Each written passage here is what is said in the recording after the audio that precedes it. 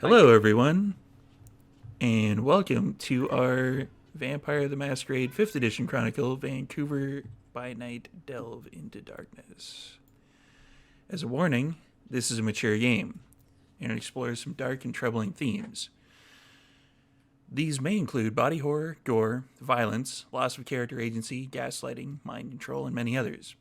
Our players have discussed consent and boundaries, and we collectively avoid situations that may be triggering. The players will always let me know if anything gets uncomfortable by using yellow and red cards in our private chat. If you as a viewer ever feel uncomfortable or triggered, please pause and step away. Our streams are available on YouTube after the game, so you can always come back to an episode if you feel ready. Thank you to our sponsor, Mikhail Artorian of Artoria Designs, who created these beautiful dice boxes. And I'm just making sure things are up here. Please visit him on Instagram, and the link will be in the chat. These are awesome dice boxes, and they smell great. And there's a cat here. Yay! Next up in our sponsor list is Martlet Games. Martlet Games is a collective of tabletop veterans dedicated to producing quality content from multimedia like here on Twitch to one-shots, modules, and full-fledged game lines. They are also available for commission work or consultations to help you make your next tabletop project see completion. Investing in the World of Darkness fan community is just one approach Martlet Games is taking to delving into the deepest, darkest depths of the void and unlocking the mysteries us mortals only have glimpses of. Power will be ours, friends, we promise. Now, does he mean we as in all of us, or does he mean we as in Martlet Games? Okay, if you're going to delve into the deepest, darkest abyss, let me know so I can clean up a little bit, make sure the pillows are fluff. I'll bring a tchotchke. Oh, yeah, please. There's always room for those. Bring wine. Always bring it. If you're a good There's guest, always room for that, too. It might seem like I'm unwrapping something because I forgot to unwrap the thing from our next sponsor because I keep it in its protective bubble wrap stuff, which is awesome, so that it doesn't get scratched up and stuff because I love it so much. So Dogmite Games is the best gaming company you've never heard of. They combine craftsmanship with artistry to create truly unique pieces of functional art for your game. From dice boxes and rolling trays to fully sculpted Valhalla screens for GMs, each piece is created on site in their workshop in Michigan by a devoted team of craftsmen. And they've got these things right here, which you can see. I can actually make it look... Oh, that's my ring light. Don't need that on screen. So we can do like the health tracker. We can mark it off with a dry erase marker. That's hunger. Sorry. Shouldn't be getting that hungry this early in the episode. Unless you're using all your vampire powers. And now they have a scry system set up so that you can track. They can send you information about your orders and you can track everything and keep an eye on where your piece is. I don't know what everybody's is because I already got mine. So where's everybody's? Still in processing. Still in processing? I think Okay. mine made it to polishing. I think Ooh. mine made it to polishing when I checked on Friday, I think. Nice. So it should be shipping out fairly soon. So let's introduce all of our vampires. Let's start in the actual overlay itself because I can actually see that now. Let's go with Abigail. Hello, my name is Joanna, she, her, and I will be playing Abigail, your techie Tremere, also she, her. I am so looking forward to meeting these changelings that Steve is going to throw at us today. There's one now. Next up is Prince. Ooh, hello, everyone. I am Prince, aka Doubles and Dice around the interwebs, and I will be playing Jalil Kato, your friendly neighborhood Banu Hakim assassin. Both of our pronouns are he, him, and let somebody get out of line. That's all I'm saying. Let somebody get out of line. I just Changeling or not. I just realized I mixed that up. I believe I said Abigail first and then Prince. So I'm going to keep that trend going and say Mordecai. Okay. Mordecai, he, him. No. Being played by Mike, also he, him. And Mordecai is just excited to beat the hell out of more anarchs. He doesn't care what baron they run under. Okay. Next up, continuing that mess up that I made earlier, Sara. Hi, my name's Sara. I will play Jude Duncan, the fighting Tremere, she, her for the both of us. And Jude's in a great mood. She's not hungry at all for some reason and feels great, ready to take on the rest of this night. Just accidentally not hungry at all. No reason. And last but certainly not least, Duran.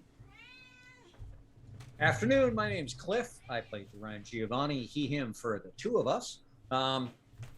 Initially, I thought I was kind of more like Garrett from Deep Space Nine, but lately I'm becoming more like Yuri, Nicolas Cage's character from Lords of War. It's kind of strange. Plans are going and things are happening, and it's going to be interesting to see where we go. And as for meeting these I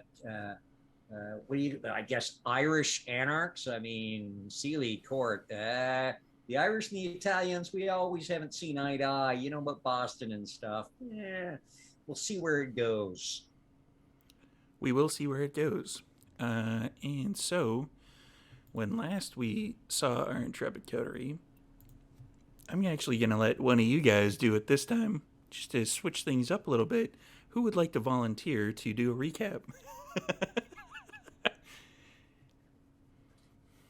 I'll do it. Sure. I missed the nose thing anyway, so it's only fair. Okay, so last time, you know, as always, there was a bit of scheming with the coterie in terms of what moves we're gonna make next. Our long-term plans, if you will, to of course crown Jude the Prince of Vancouver, and establish everybody. Yeah, stop laughing, Steve. Like, I'm gonna make it happen. Like, you wait. Keep laughing. So they were actually heading out to Sula Rose, I believe is the name of the club, which is Connor's club. Connor's club. No, no, Sula Rose sorry. is Cassandra's. Cassandra's.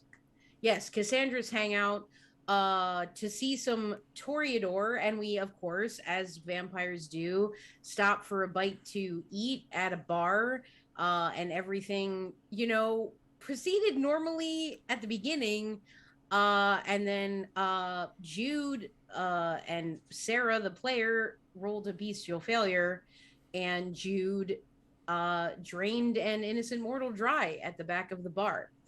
And Abigail, upon discovering this, approached Jude. Jude started to kind of spin out mentally and emotionally. She was very concerned about not screwing things up for these important moves that the coterie is making. So she asked and consented to have Abigail use dominate on her with cloud memory. Yep, cloud memory. Yes. So Jude forgot the last 15 to 20 minutes. As always, Duran came in clutch with the body removal services, like the elite body removal services, so that Jude's mistake was, I assume, sufficiently covered up, and they were just gonna continue to make their way to the club and continue their night. How was that, ST? I'd say pretty good. Yeah, that sums Okay, up great. a lot of the swerves that the dice gave us on that particular episode. Indeed. So, are you proceeding to Sula Rose, or are I should you go to Lilu's place first. Okay, I had thought we'd split up at the end because I was making a phone call and the Yes. Tremere had buggered off to do something else, yes. go to the Chantry. Oh, okay. I did forget that. I thought that we were heading home and then going to do things the next night after we dealt with this. You're correct. Yes, indeed. Yes. You are correct. Yes, that is. Thank you for the correction there. So in I that case, write notes. I do not depend on my memory. in that case, since everyone is kind of splitting up for the evening, we will proceed to the next night. And I'm going to get a rouse check from everyone. Let's start this night off with a rouse check, bang. shall we? Thumbs up, thumbs down. Abigail, thumbs up. So far, we got 2 out of 3 ain't bad. Little meatloaf for you. 4 out of 3 out of 4, and thumbs down. Ooh. So basically, on my Zoom call, the bottom 2 are the ones, or if we're looking at the overlay on the actual game itself, everybody on the right is a little bit hungrier. What does that put you at for hunger, gentlemen? Should be just one. Last night. It would be 2, because you can't 8. go below 1 unless you drain somebody. 8 last night at the club. Went to the club with only 1 hunger. Yeah, but if you can't go below 1 unless you drain somebody dry. That's, okay. Yeah. So that would put you You at then. 2. Yep. So you would hear 2 as well. Duran. Si, Padre, it is wonderful to hear from you. You need to eat something. See, I had a snack last night, but it seemed to have been something very light that did not stick around.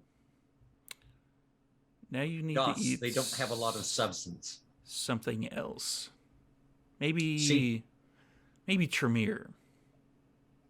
No, I do not envy the Tremere any of their things. I would not want to share my soul with one. Think of it though. Another La Sombra though. If I happen to find a La Sombra Anarch, and we're meeting this baronial court today, there could be, if there is a La Sombra, then Oh, you... just think, I could take a dip through the abyss, come home to visit whenever I want. You. Never mind. And you don't hear anything more, because he was gonna be like, "You really think those are anarchs? Really? Really?"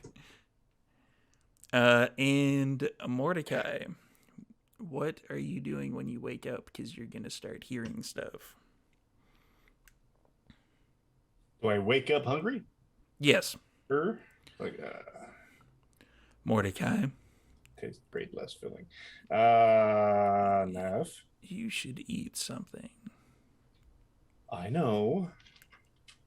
I have to go feed the snakes first. It's a thing. And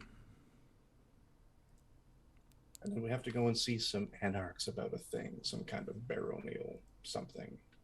Duran says they're Irish. No. Just anarchs. So maybe I'll find one of those. That'll be fun. That might work. Yes. I like that. That's what I like about you, nephew. You've always had my back. Yeah, I don't know if they have in V5 the rules about eating changeling blood, but it's not good. That will mess you up. I'm looking forward to finding out. Are you? Right. Absolutely. So let's go in reverse order on the overlay as to what you're doing when you wake up. Let's start with Duran.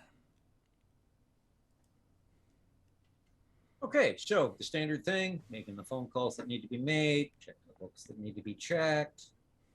Have I heard back from Mr. Lilu yet? You have not as of yet. Okay, make another quick call to Connor's office and let them know that it's Duran Giovanni leaving another message for Senor Connor Lilu.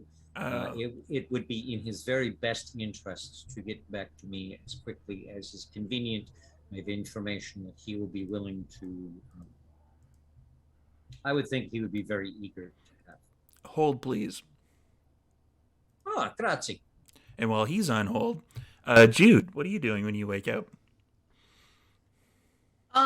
Jude is just in her apartment in Chinatown as usual. She's like reading on, I presume I have like a smartphone. I have a smartphone or a laptop or something, Oh, yeah. and she's researching like how to run a retail store and trying to sort of absorb some information about this position that she's now in, so that she can execute all the professional things as best she can. So she's just, reading the first 10 results on Google from all the publications about how to run a retail business. I definitely grab I want to like make some spider juice. Okay. Uh that's what it's called. We decided. That is rouse. I believe it is, yes. Okay, so I'll just do that really fast. Dang, I failed. So now I'm at 1. Now you're at 1. Hey, Jude. Womp womp. Hey, you should eat someone. Yeah, it's just I'm really busy. Like, I really don't want to fuck this up, babe. Like, I gotta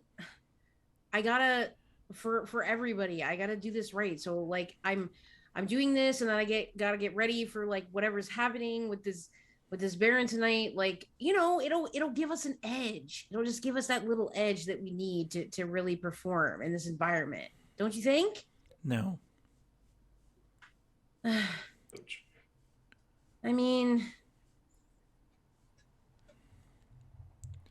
mean, it's weird. Like, I really wasn't hungry like all of that other night, and I mean, it's only now that I'm feeling hungry. So, yeah. That's because you're using your powers. You need to eat. Yeah. I mean, I know ultimately, like, I have to do that. So, I'll do it. Okay. All right. Go hang with Okay. your little friends, then eat someone. Okay. Okay, so that'll get me. Does that just get me 1 Let's vial, or? give me a D10 roll if you have like a Oh, regular sure. D10 and not the vampire Yep. ones. I got 1. I've only got one of those, I think. Okay, I got a 5. 2 of them. 2. Okay. So I got 2 of those on me, putting them in my cargo pants pockets. I actually would like to. Do I have the phone number for the person that is hired at the shop? You've got the shop and the phone number, but Okay. you didn't get their personal phone number. Yeah, that totally makes sense. So I would. I just want to call the shop actually Okay. before I like go there. So I want to just call the shop. Hello. Hey, it's Jude. Oh, you're the new owner. Right. Yeah. Yeah, that's me. So listen, I think that you and I should sit down sometime soon and just have a meeting and get to know each other and like make sure we're on the same page and um all of that. And I just want you to feel comfortable. Like, I know it was kind of sudden, and I just I want to Okay. do right by you, so yeah, if we could do Sure. that one night, that would be great. Uh, Maybe uh, not tonight, we got something going on, but soon. okay. You should probably know. I was here the other night, and your friend showed up, and something weird is going on with the lights. Oh yeah, Like they keep. I don't know if I have to replace them, but they keep like fading and then coming back in and then fading. I don't know what's going on. and it's still doing that like tonight. Yeah. Yeah, well, it happened then, but then we'd stop for a while. I thought somebody during maybe the day shift they replaced them, but Uh-huh. yeah, I don't know. It's doing it again. I don't. Do we have to like get the the electrical checked maybe or? Um, Possibly. I'm actually going to consult with my colleagues about that. And they may have some insight. So like before we It's call that's the the electrician in. that's the nighttime something appreciation something or other that I keep hearing about. Yeah, yeah, the book club. Yeah, that's the one. Yeah, yeah, for sure. Yeah, totally. Lots of different types in the group, lots of different walks of life. So, yeah, I'm gonna ask them about it, and then if we can't figure it out, then Okay. we'll get the electrician in, because we don't want that. That's not good for the customers. Right. Yeah. Yeah. Like we don't want if it gets too dark, you don't want anybody like tripping over the carpet or whatever. Yeah, and then you can't see all the pretty shiny rocks. Right. Right. Okay, great. Well, thanks for letting me know, and I will see you pretty soon. Oh, all right. Okay, thank you. Bye. And then she hangs up. Bye. Okay, so then um is I'll text the group chat. um we meeting up at the shop tonight before the visit, so we can get our ducks in a row. How does everyone Abigail else? text. Okay, go ahead. I was going to say Abigail will text back. Yes, absolutely. Do you need me to pick anything up on my way there? I don't I'll just text back. I don't no, I'm good. Thank you though. And then I want to make sure, like I said, I want to have my spider juice. I have my typical dagger in my boot. Um, Not taking the shotgun. Gonna leave that at home. Don't think. I'm hoping it's not necessary. I'm trying to think about diplomacy here. Uh, so yeah, and in just my regular garb, and then I think I'm going to just walk over to the shop. And as Jude is like walking down the street, she's just like saying different names out loud, not like people names, but like potential names for the store. And she's sort of just like saying them out loud to sort of see how they sound. And so it might look a little strange muttering to herself, but she's just testing some stuff out. I think that'll do it for me. Give me 1 sec. I'm just gonna look up the winner of the poll in the last when I put the poll up in the chat was Oh yeah. Sandwich. Rock My Socks Wow. came in second, and nothing else got any votes. Wow, nice work, Ja. So Carnage Nice work. Chameleon That's all. did not win. Oh man. Hey, okay, so she after she goes through a couple of options in her little like tester speech, she's just like sandwich. And then she's kind of just laughing to herself as she walks down the street. Now you got to look into importing various like sands for weddings and stuff that you'd Sand art. Different Like colored sands, sands. you got to get the pink sands from like Bermuda. Like, let's go. Oh yeah, the black sand. Like yeah, we got it. I'll get Gretchen on it.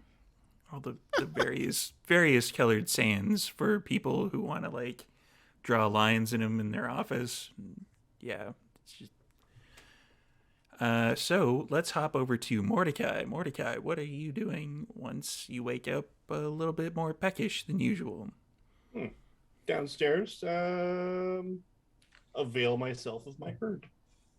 All right. Quick and easy. What I'm also going to do is I'm going to call Sebastian. Sure. You hear something that you really haven't heard in quite a while when you place the call, which is it's almost kind of ridiculous that you can almost hear like an old rotary phone ringing like Nice. the type thing, as opposed to like just a regular, like digital sounding phone, and then you hear like a hello. Sebastian, Yeah. this is your new friend Mordecai. Oh, right, the snake. Well, I mean, everybody's got to have a hobby. I Let's don't think see. that's really a hobby. It's a way of life. You should come by sometime. I can introduce you to some people. Yeah, I'm good. What news do you have for me? In like the last 12 hours? Well, yeah. Zero? These things take time. I know you're wanting to be a harpy and all that shit, but you know. I mean, harpy is just also a way of life more so than an actual position, but that's not the point. I can't just snap my fingers and produce a massive amount of information on somebody. These things take time. We gotta suss things out a little bit. So you're not up to the task?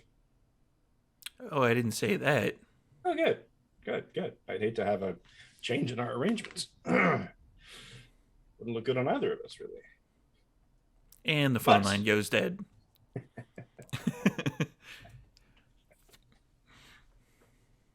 All right. Nothing there. Okay. So, get the text from Jude. Down to the armory. Kit up. Couple of hidden Define- handguns. Okay. Knife straps down the thigh, knife straps on the boot, underarm. One hand has a punch dagger under the sleeve. You are really anticipating anarchs tonight, aren't you? Just absolutely just like getting ready, just psyching myself up. It's like, yes, I'm gonna get one, and I'm gonna wear myself some more potence or something. I don't know. But yeah, so just arming it right up, sort of thing. Mercy drives. Park the limo, I guess, discreetly, if one can do that in Gastown. I'm not bringing the party limo. I'm being discreet. So, show up and Head on in. open the door. Look up. Dig around in my pocket. Give the bell to Gretchen.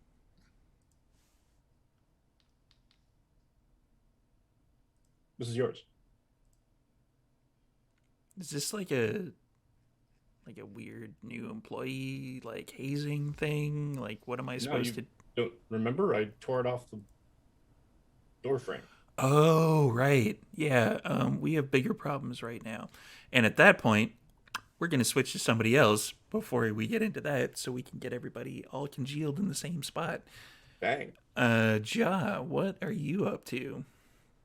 Ja is going to get up, and the first thing he does is he's going shopping, and he's going to ask people in a text like, "I'm hitting up a department store and Lowe's, Home Depot, whatever. Do y'all need anything?" I don't know if Canada has Lowe's, do we? I know Yes. we've got Home Depot and Yeah, Canadian we Tire. still- I said have- both. We still have some Lowe's. Oh, we do? Still have some Okay. Lowe's. Yeah. They're still around. Heck, we still We have have home Rhoda. hardware. Yeah. Canadian Tire. Day I learned. All of the above. Right? Jude texts back carabiners.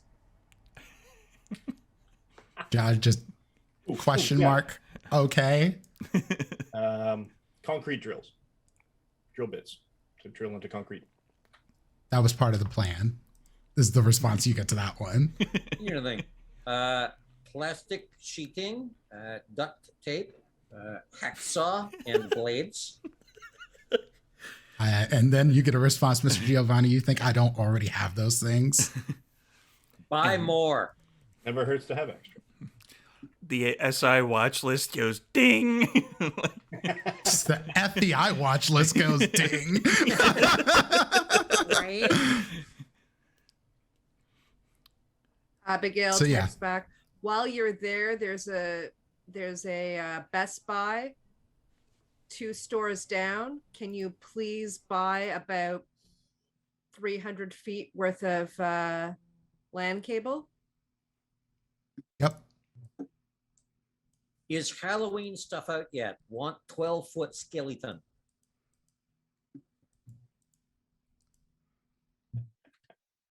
Ooh, while you're at it, animatronic skeleton dogs. Or I ignore, like, John just ignores all the ridiculous ones. If Mordecai gets animatronic skeleton dogs, I want animatronic witch. Abigail texts. That's what Amazon is for. Ooh, moaning gravestones. You just text pumpkin Yeah, emoji. there's a long list of ridiculous bullshit that comes into Ja's inbox of like That he's Halloween just decorations ignoring. and like, you know, the spiders that jump out if you like walk in a certain radius of them, and yeah, just a bunch of random bullshit. John basically hits a few stores, but it's gonna get the LAN cable, it's gonna get some wine glasses, gonna get a cooler, going to get basically some stuff to have a workbench in the basement, and several drills, things of that nature, to make it so that we can drill into concrete. We'll come to what the stuff is for later on. I am intrigued. Oh, I think we know. So am I. So whilst Ja is collecting the implements for the workbench down underneath the shop, Abigail. Implements of construction. Yes, the tools required for Ja's secret plan, which the storyteller doesn't know about yet. So Abigail would like to make 2 spider juices at least. I'm gonna rouse, and I pass. And I assume D10 to check. Correct. I only got a 2, so just that is only a 1. Yeah. All right. The way I do it for everybody playing the home game is I basically have it that you roll a D10 and then you can make half rounded down, which is why Jude only got 2 when she rolled a 5. And I would also like, because I used, actually, if I had 2 bloodstones and one is in Sebastian's cave place, whatever that is, am I allowed to make another one, or can I only keep track of 2? You can only keep track of 2 at a time. Okay, so I just won't make another one. So Abigail is also going to do a little search. She's going to log on to Kevin's VPN, log on to our collective Shrek-like net, and she is going to check to see if there is anybody in Vancouver who does kegs of blood. Right. It's ShrekNet adjacent. ShrekNet adjacent, yeah. God. Similar to the keg that was once in a certain anarch household. You would get back that there would be, but it would be connected to the circulatory system. Would I have any information on how to get in touch with the person that you would receive like a kind of a, not necessarily a phone number, but a kind of series of numbers you can hit into your phone, which would connect you to someone. But you get a personal message from Kevin saying, be careful around these people. Okay. I'm not going to go any further then. And I'm going to write a message back to Kevin saying, thank you, see you in a month. You get the typical, like, thumbs up emoji. And then I think Abigail is going to start making her way down to the club, or not the club, the Xenoschism or Sandwich or whatever it is that we are calling it nowadays. She is going to write a message to her employer, giving her pull request for all her code that she wrote the other night, and she is going to take off on a bike. All right. Duran, are you also making your way to Xenoschism? I was on hold on the phone when you. Oh, right. Yeah, you eventually. This is Connor. Senor Lilu. This is Duran Giovanni. And how are you this fine and bright evening? Mr. Giovanni, I am perplexed, but interested Perplexed. if you have any information. We have collected a variety of information of various sorts. A package is being slowly built to hopefully satisfy your needs, everything from the comings and goings to the finances to the et cetera, et cetera. So many of the Coterie have their fingers in so many things, keeping track of them all. Very interesting. Two things that come to mind. One of which required this immediate phone call. In order to allow you to see that we are indeed quite serious about the information collection. The second one being a favor, and I will start with the favor first. And this is very much something that I would offer a major boon myself for your assistance. But there is one among our number, Signor Mordecai Strickland, who I believe you have met. I have. Because the city has, how many harpies are in this city right now? There's a few. I don't know exact numbers, but I know that Cassandra is one, and I know that there is another named Phoebe. I've heard of maybe one or two others. I have yet to actually have that solidified as to. Molto bueno. Yeah, we know of Cassandra, naturally. It was what she did before she became the Primogen. We knew of Phoebe, though we have not met the young lady. She is, like many kindred in this city, very difficult to pin down. We had expected at least one other. Here and there's a couple is always good. We know that harpies are created the same way that they operate, generally by rumor and acceptance. Senior Strickland has been proving himself not just to our coterie, but to other people as well, as someone who is well connected to the pulse of what is going on in kindred society, where the boons are, who they are owed to and why, as well as the rumors and interesting little things that can help build or destroy a reputation. I would see it as a personal favor of a major sort, that you would perhaps put your very august word behind this, that he is more accepted by the elders. And I know that we are seen as these tiny little vampires, but I bring up the Favore della Vespa, the Fable of the Wasp. The tiny ones can sometimes be very impactful, let us say.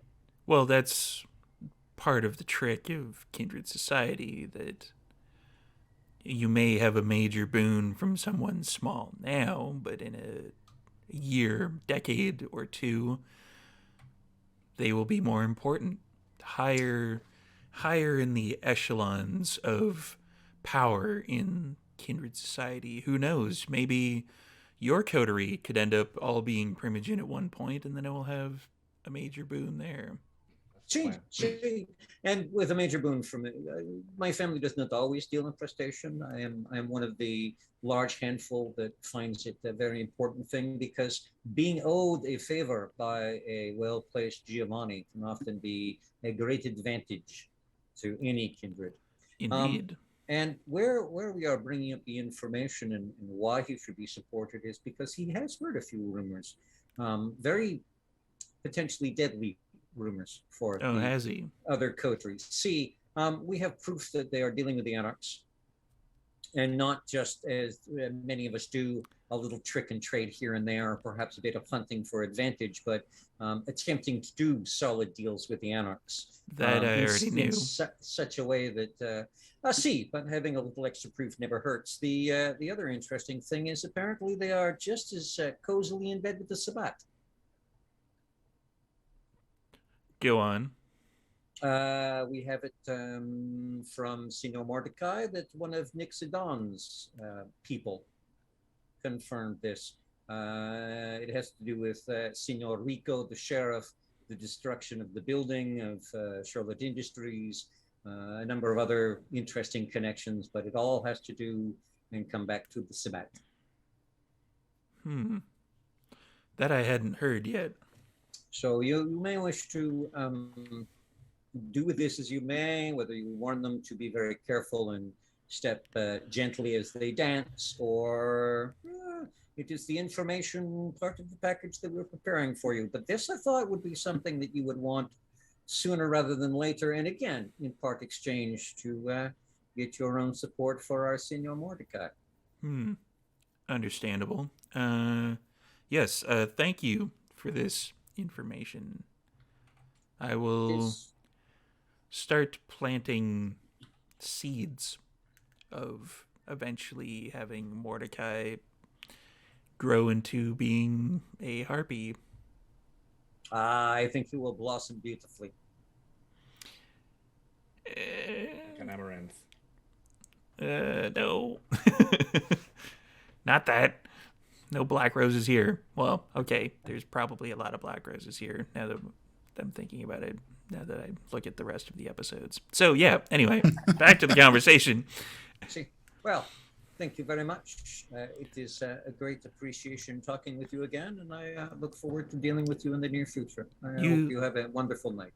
You have yourself a good evening, Mr. Giovanni, and we will speak in a few days, perhaps a week. Grazie. Now, in watching the news, do they mention Sula Rose getting shot the hell up? Yes, they would. Excellent. So I know we're not going there now. Maybe. Okay, now, where's my hat? That's my hat. Now I will head down to what was formerly the club, the store formerly known as Xenoschism. We're going to have to make a symbol for it. Something strange and glittery purple. Yeah, you're going to have to make a neon sign now. Yeah. A lot of swoosh. Oh, I'm thinking of the sign design already. Don't you worry. We're going to have t-shirts made up, probably. Oh, you should sell t-shirts from... Absolutely. So I believe at this particular point, everybody is kind of making their way to Xenoschism. So Mordecai is there.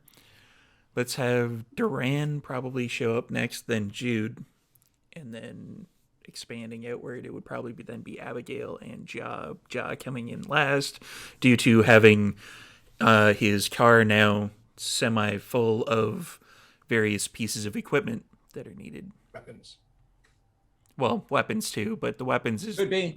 One of those going without saying Home things. Depot. So Duran and Jude, you would be coming in next. Pretty much on the tail end of the last scene with Mordecai, where he was wondering about what's going on. Signora Duncan, how are you this wonderful evening? Hey, I'm doing well. I'm, trying to be focused and ready for whatever happens tonight. And then when everybody gets here, I have a little bit of an announcement to make. Oh, molto bueno. Yeah, That it's is good. Fantastic to hear. It's Excellent. good. Excellent. Yeah, it's good. Yeah, how are you doing? I'm doing quite well. See, nothing spectacular this week. The Olympics are kind of wound up. It is not the time for the, Eurovision or the Cup or anything else that's going on right now. But Oh, soon, I meant soon. to tell you actually, I was watching YouTube and I saw a really awesome drag king performing to the Eurovision song. Oh, It excellent. was so cool. Yeah, it was actually perfect. Like, I'm gonna have to send it to you. I think you'll really like the lip sync. Please do. Yes, I would appreciate that. Mm-hmm. I do like an excellent performance. Oh yeah, it's great. So Mordecai is also like standing there talking to Gretchen. Yes. Okay.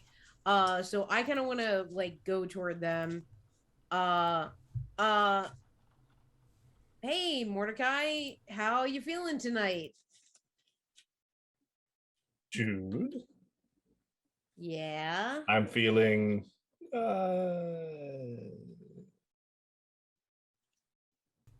eager. And he's basically dressed like Sterling Archer. Sure. But basically, pretty much there's like arm straps with like knives on the inside, sort of thing. He's like, if he's ever disarmed, there's like another dozen weapons on his body.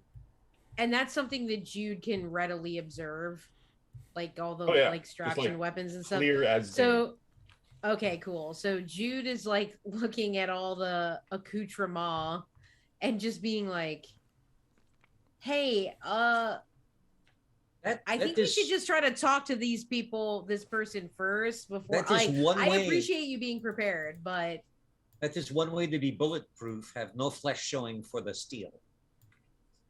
It's a show of force. Yeah. They're flexing, we need to flex back. How do you flex wearing all that? Oh, it's like it's great. You can.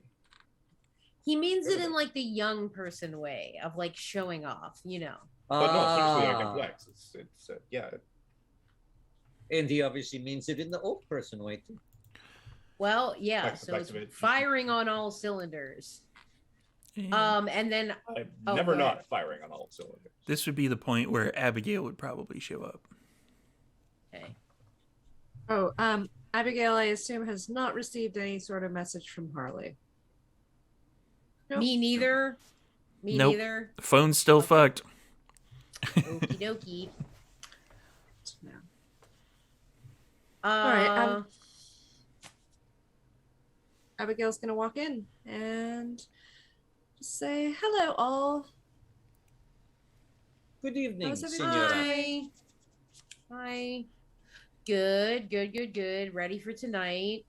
Abigail's gonna turn on heightened senses, or not heightened senses. Sorry, sense the unseen, if that's possible. That is in fact possible. It's an aspect. Now that I'm out in the other room, I can actually look this up fairly easily. Wait, am I active or am I passive? Say what? Active or passive? If you're actively turning it on, it would be active.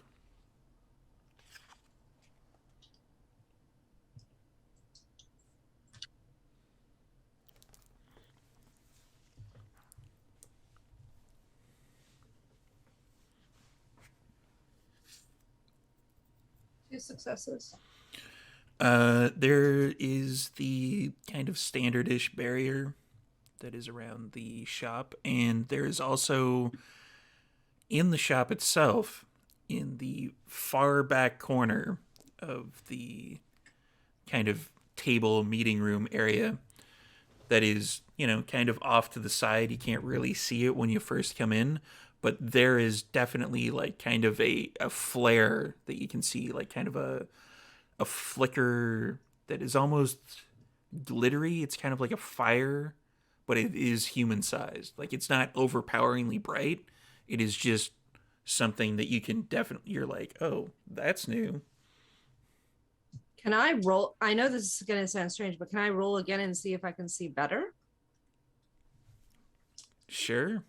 I mean, can you be like, turn it on? Okay, that's 3 successes. Go trim your eyeballs. Yeah. Yeah, it's kind of like it looks almost like a flame that is human shaped, but it is it's sparkly, it's glittery. There is like kind of a sheen that hits. Okay. But when you But take, I'm not. when you take a Sorry? closer look, you notice that the light itself in the area is darker. And I probably have an idea of what this kind of thing is, what this kind of effect is, or do I not? Is it You've something? seen it before. Okay. So I'm gonna just tap Jude on the shoulder and just say, "We have a guest," and Oh, I'm going. Yeah, you see Gretchen kind of say, "Yeah, the lights in, I don't know, it's weird. The back area, only the back area now. It was doing weird things before, but now it's just the back area, and that'd be the Yes. time that Ja would show up."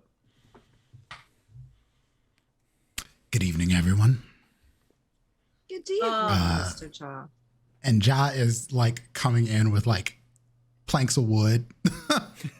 I have Señor Keto? stuff to make our place a little bit more home. Wow. Yeah, it would be I lovely like it. if it would be lovely if home didn't have unwelcome guests. And We have a test. Jude, there is something in the other room that is not supposed to be there, or someone, I should say. Take this downstairs. Sorry. Should we take this downstairs? Well, I mean, it's going to be blocking our way to the stairs. I'm looking at So it. at this point, Jude will also engage Sense the Unseen. That is a wits and aspects. I don't see anything. And You, if Abigail, you actually look back there, you do see something. It is Oh. someone who is. They have black hair that is all in front of their face. They're wearing like all black clothing, and they're sitting at the head of the table where you would put the key in to unlock the stairs. And they're just sitting there, and the lights are kind of dim around them. I got one. Oh. I thought we were like, Same sort of thing as what Abigail saw, but it's lacking a bit of definition when you're looking at it. I was so hoping we'd get like 2 seconds to prepare. I had a freaking announcement and everything. It was supposed to be cool. But okay, so I can get rid of them. not with, well, we probably gotta figure out who they are first before you slice them, not. right? you know it's rude to sit in the shadows in someone else's establishment, don't you? You might want to announce yourself. You don't hear anything. And I'm just like, Do you Hey, actually Gretchen. walk up to them and start waving like John Cena style in no, their face? no. I'm not. No. I'm not trying to like get up in their face. I just wanted to just kind of like So try you're to going. like just wave to them and be like, is anyone like, going move up a the little stairs towards the table? I turn forward. Okay, to Gretchen hold on. Okay. and I say, "Hey, Gretchen, Hmm. do you have any masquerade?" And I look directly at everybody else. Any masquerade masks? No. We have there's probably some books about like history books maybe that have like maybe they mention masquerade balls and stuff like that. Could you do me a favor? And I pull out a 50. And Sure. look up in the books. Spend a little bit of time this evening if you're not already doing inventory. Find me the best one, and I will buy it. It's probably going to be more than $50. Oh no, this is just for you to look. Oh, okay. Well, yeah, we have like the tip jar over here, and then there's like the tip jar that there's 2 tip jars. One says like, if there's a sign above both of them that says, "Who do you think is the best hero?" Senora there's like Duncan. Picture of Link and then a picture of Metroid. Senora Duncan.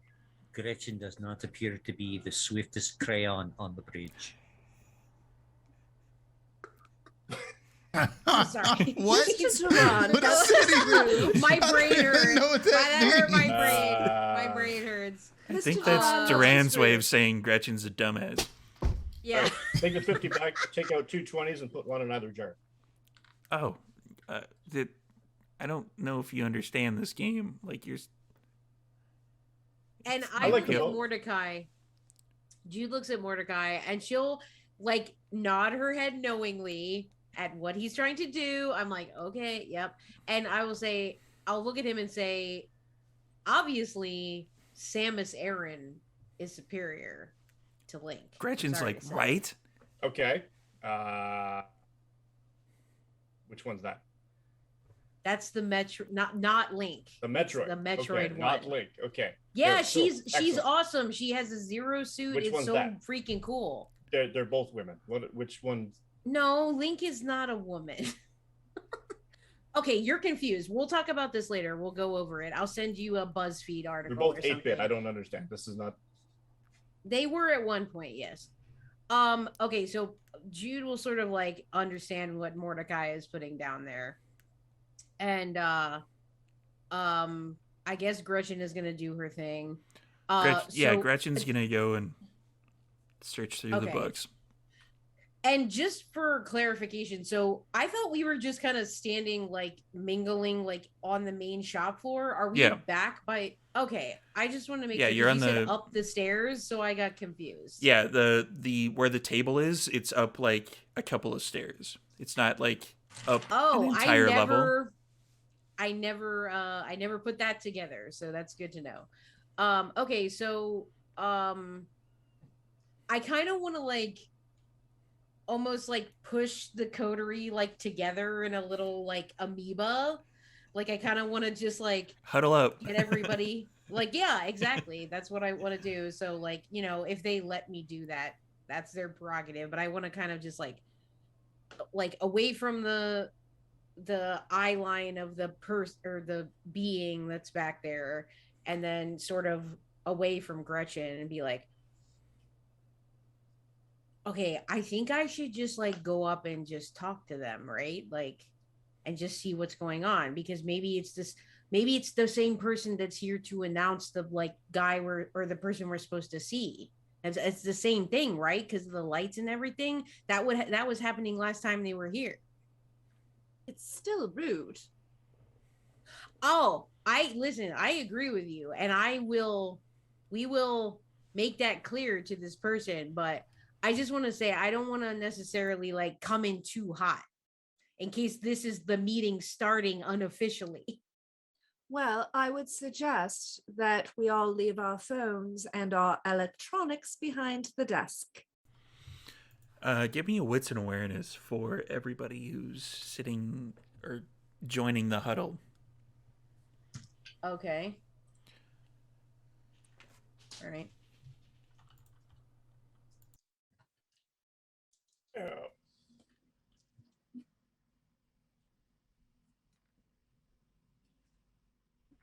Damn.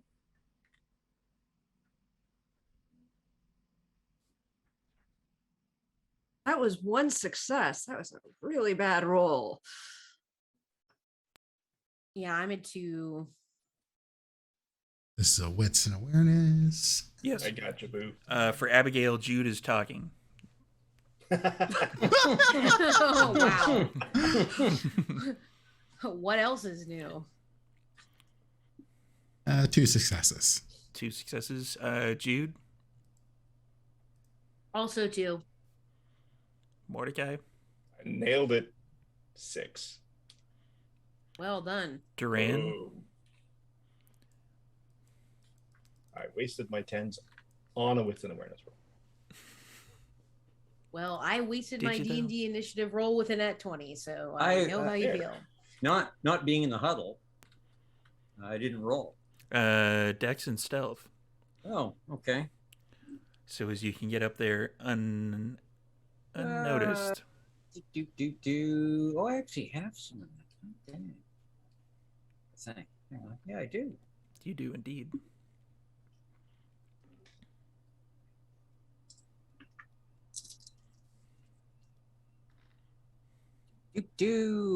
Oh, 3. 3 out of 3. Mordecai would notice that Duran is not part of the huddle and is making his way up towards the person. Cool. So Duran, you go up to the person. How much of a distance are you keeping? Stop about 6 feet away, 6 feet away. You know, not intruding on their personal space, but close enough. They have both of their hands on the table, and they are. It looks almost as if they're completely ignoring you. Kind of cock a hip and sit on the table about 5 feet from where they're sitting. Just go, Buona serata, signor. It is an excellent evening for you. See? You are not the proprietor. No, but I am here to make sure that the proprietor is not. You are not the Baron, I'll bet. I am not. So, you represent the Baron. I currently represent the proprietor. Of course, when she finds out I represent her, she might kick my butt, but that's okay. I am willing to allow her to do that in order to keep her safe. So, you are the Baron and this court group are going to be proceeding here. Are we following you? What is the deal that I can take back to my people and say, here's what we're doing for the night? You are to follow me. And are we to know ahead of time where we are going? No. Do we have to wear bags over our heads? You do not. That is an advantage. When you're dealing with my family, that is always an option. And will we be leaving by the front door? Yes. That is a second option, which I appreciate very much. I will go let the group know that we are going elsewhere. Is there anything that we will need to bring with us? There are things you will need to leave behind. Ah, and what will those things be? Weaponry. My entire arsenal. And those we are going to go meet, they are armed? They are not. Excellent. So it's a hospitality thing. I believe that I can make sure that my Finiglia is leaves behind anything that could be considered an obvious weapon. Excellent. Nicely worded. Bueno. I shall go speak with them, and then you're going to want the proprietress to speak with you to give the directions and follow us on the way to where we are going. See? Yes. Excellent. Un momento. I will be just a kitch of time. Turn around and stroll back to the group and go. So, quietly so that Gretchen can continue her research. So, the meeting is not to be here. We are meeting on their territory. They have promised that they will not be armed, and they would prefer that we leave anything that is an obvious weapon behind. So I'm staying home. I see where you're going with this one. No, I am not cutting off my limbs or tearing my shadow away. I will leave my sidearm behind. I will trust them to this point. And then we are to follow the Senor, nameless, whispering, strange, creepy man, Mr. Emo, let us call him. And he will lead us to where we are going. It is not here, but we are not going through any weird woohoo ways. We are leaving by the front door. I made sure to ask that. So We're not getting I don't kicked out of like homes. any of this. Gee, but Senor Yeah, Cato, I didn't think you would. leaving behind your sword is no big deal for me. It is not. But if they want us to trust them, they couldn't even make up a fake name. And we're Did supposed you to just ask follow. for their name? Different people do hospitality in different ways. Yes, I'll tell people that my hospitality is cutting off an arm and see if that goes over well. Oh, probably not. But I am of mind to follow them and see where this goes. I am confident we can extricate ourselves if there is an issue.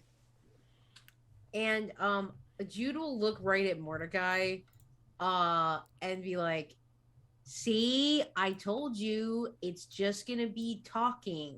We're just gonna see what's going on. There's no need to be like Rambo. Senior Strickland, Fine. you have clothing underneath all that strapping and metal, because going naked would not probably be a good. Well, I don't know these people. Fine, I'll leave most of Listen. it behind. Anything that is an obvious weapon. Well, That's like half of it. Abigail takes I her mean- boot knife out of her boot. She takes the machete, whatever it was that she got from the other anarchs, and she puts that into or underneath the front desk or the cashier's desk, as along with her boot knife. Do I have any shielding in my laptop bag, storyteller? I'm pretty sure I put something in there, but I'm not Yeah, sure if it would be as. You would have something like electronic shielding, you mean, or like bulletproof Yeah, shielding? something. Well, La Sombra shielding, basically something that will stop my laptop from being. Yeah, you would. Okay. A little I've dealt with Faraday Elena. cage in a backpack. Well, yeah, I've dealt with Elena, so Just wrap it in chicken wire. It's fine. yeah. So Abigail's gonna say, our friend here will very likely destroy or make unpleasantness of your electronic devices. If you wish, you can either leave them here or put them into my laptop bag because it is shielded. Otherwise, you may fry your electronics. So Jude will actually follow suit in terms of putting her knife behind the counter, and then she's just gonna hand her phone to Abigail. All Yep. right. Yeah, definitely. I just feel like it's good to maybe have it in case, since we're leaving. Not everybody has to take it, but at least there's one or two. Yeah, exactly. I mean, if anybody wants to leave their phone here, that's fine as well. It's just that you should probably know that the closer you get to our friend over there, and I'm sure, Mr. Giovanni, you're aware of this, you've probably had dealings with them, your technology will go kaput, as they say. See, to an extent. Yes. Storyteller, That's me. go ahead. Does Jude understand like why that would be, or like is she just kind of taking the explanation at face value Give in me- terms of like La Sombra? Yeah, give me an intelligence and occult. Let's see if Jude has had enough interaction with La Sombre to. Yeah, again, I'm just trying not to La not Sombra's to is. metagame my out of character knowledge, since I'm a fledgling and all. I got 3. You've heard rumors about La Sombra kind of not really showing up in mirrors and kind of messing around with electronic devices a little bit. But you've yet to actually Okay. see it in practice. Gotcha. Okay, so she's probably not gonna remark on that. She's just gonna be like, "Oh, okay," like kind of make the connection as Abigail is explaining that. Cool. Okay, so take off the shoulder rig and wrap it around the gun tightly. Senora Duncan, do you have a place to lock this? It is Canada. Actually, that is a good point. We should probably make sure that the kidlets of any sort cannot get to it, right? See, I would suggest- Is there a safe I would suggest here, or- downstairs, but there is a guy in the way. Hmm. I'll go put my Uh, stuff in the trunk. Oh, see, you Oh, have maybe you have a I limo think here. that's a good idea. Ah. Yeah, let's do that. Bueno. Indeed. That works. And Nice. I don't know, somebody tell Sparkle Goth to come out with us. I'll go get him. Oh, John, See, I don't know where you want to wanted put see your the sword. practice. I don't know what you want to do with that. What sword? I want you to make sure it's really safe. Ja just sits his sword down like right on top of the table. Like it doesn't matter. Okay. Yeah. I mean, whatever you want to do. So Jude will just like look at the sword and be like, okay. And then she's gonna head. Is the person still sitting there at the table? Yeah, they haven't actually moved since Durant. They didn't actually move. Yeah, the only movement anyone saw from this particular person was when Duran finished the conversation, and then they lightly nodded their head in his direction. Okay, well, that's fine. So I'm not trying to be stealthy or anything. I'm just going up the stairs, to kind of see them face to face and be like, hello, I remember me? I'm the proprietor. So You like, are the proprietor. Yeah. So we're ready, and like, you know, all our weapons were like we took care of it. So like we're ready to go. The being gets up, and they are ridiculously tall. They're like close to 7 feet. So even taller than Jude. Wow, this is rare. So Jude kind of like looks up. What should I call you? You may call me Kala. Open for team. Kala. Okay, cool. Thanks. Yeah, so let's get going. And they kind of slowly start walking. What looks like they're wearing Jinkos, let's be honest. Yeah. But you can't see any feet moving underneath, as pretty much like with every other Jinko that people are wearing. And I'm a trip gal myself. yeah, they walk out and they just continue walking. They don't wait to see if anybody is kind of following behind them. They're just walking. Is there like movement under the Jenko, or is this the guy like Nothing that you can see. Essek Thalising his way down the stairs? It just looks like it's kind of mildly hovering. Like the Jinkos kind of roll over the step as they go down. Yeah, it's kind of like a wave. I want to see if his feet are actually on the ground. That's a fashion statement. That'd be a wits and awareness, I suppose. And And everybody take a drink. Jude Of my Jude root wants beer. to be right behind Kala then.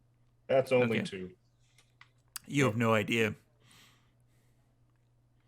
Mystery feet. I don't Pop the care. trunk. Start stripping all the accoutrements off.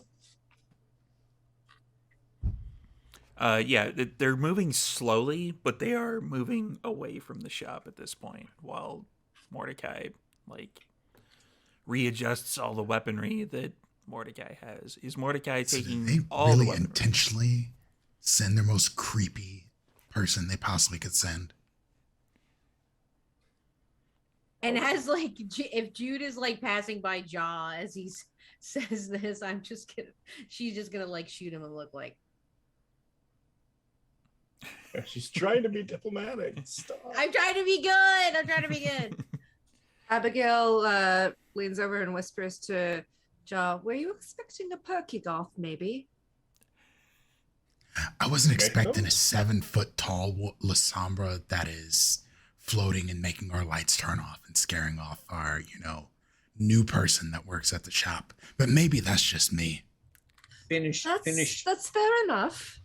tucking the gun away in the back of the trunk, giving it a little kiss on it as I put it down. And as I walk past, behind them go, so they sent their football star. He might be volleyball star. Who knows? This might be hey, maybe that's why they're a court. They are a basketball team. Boo. In which case, if we have to Boo. compete, we are so Boo. screwed because And you do rugby. I do football. I do the football. I do not do the basketball. Storyteller, and- That's me. I assume Go I ahead. assume that Jude and Abigail would have done enough research the previous night at the Chantry to get some information about these changeling courts and things like that. I was just gonna ask about yes. Okay. You've got some Okay. information on it, but not. It's very much not complete. Fair Okay, enough. so Abigail's gonna relay to Duran what But she you would- does. Sorry, go ahead. I was just gonna say that Abigail's just gonna relay with a yada yada yada to Duran what she does now. What she does relay is that these are very much not anarchs. They are changelings or fae. Great. So like So like we're what my grandmother used to say, a little bowl of wine out for. Yeah, okay, sure. We'll go with that. this is gonna be a Letter Kenny reject show. And Jude can't help but like do a little skid dance as she hears that. Like she's trying to like avoid the crosstalk and like focus on what's going on, but she can't help when she hears Letter Kenny, and she's doing the like they do outside of the convenience store. Yeah, and Jude is just like very much like trying to just follow right behind this person and not let them out of their sight, even though I assume they can walk a bit faster because of their height. Yeah, but they are kind of keeping a slow pace. Oh, okay. So it's easy to keep up with them. And they make their way.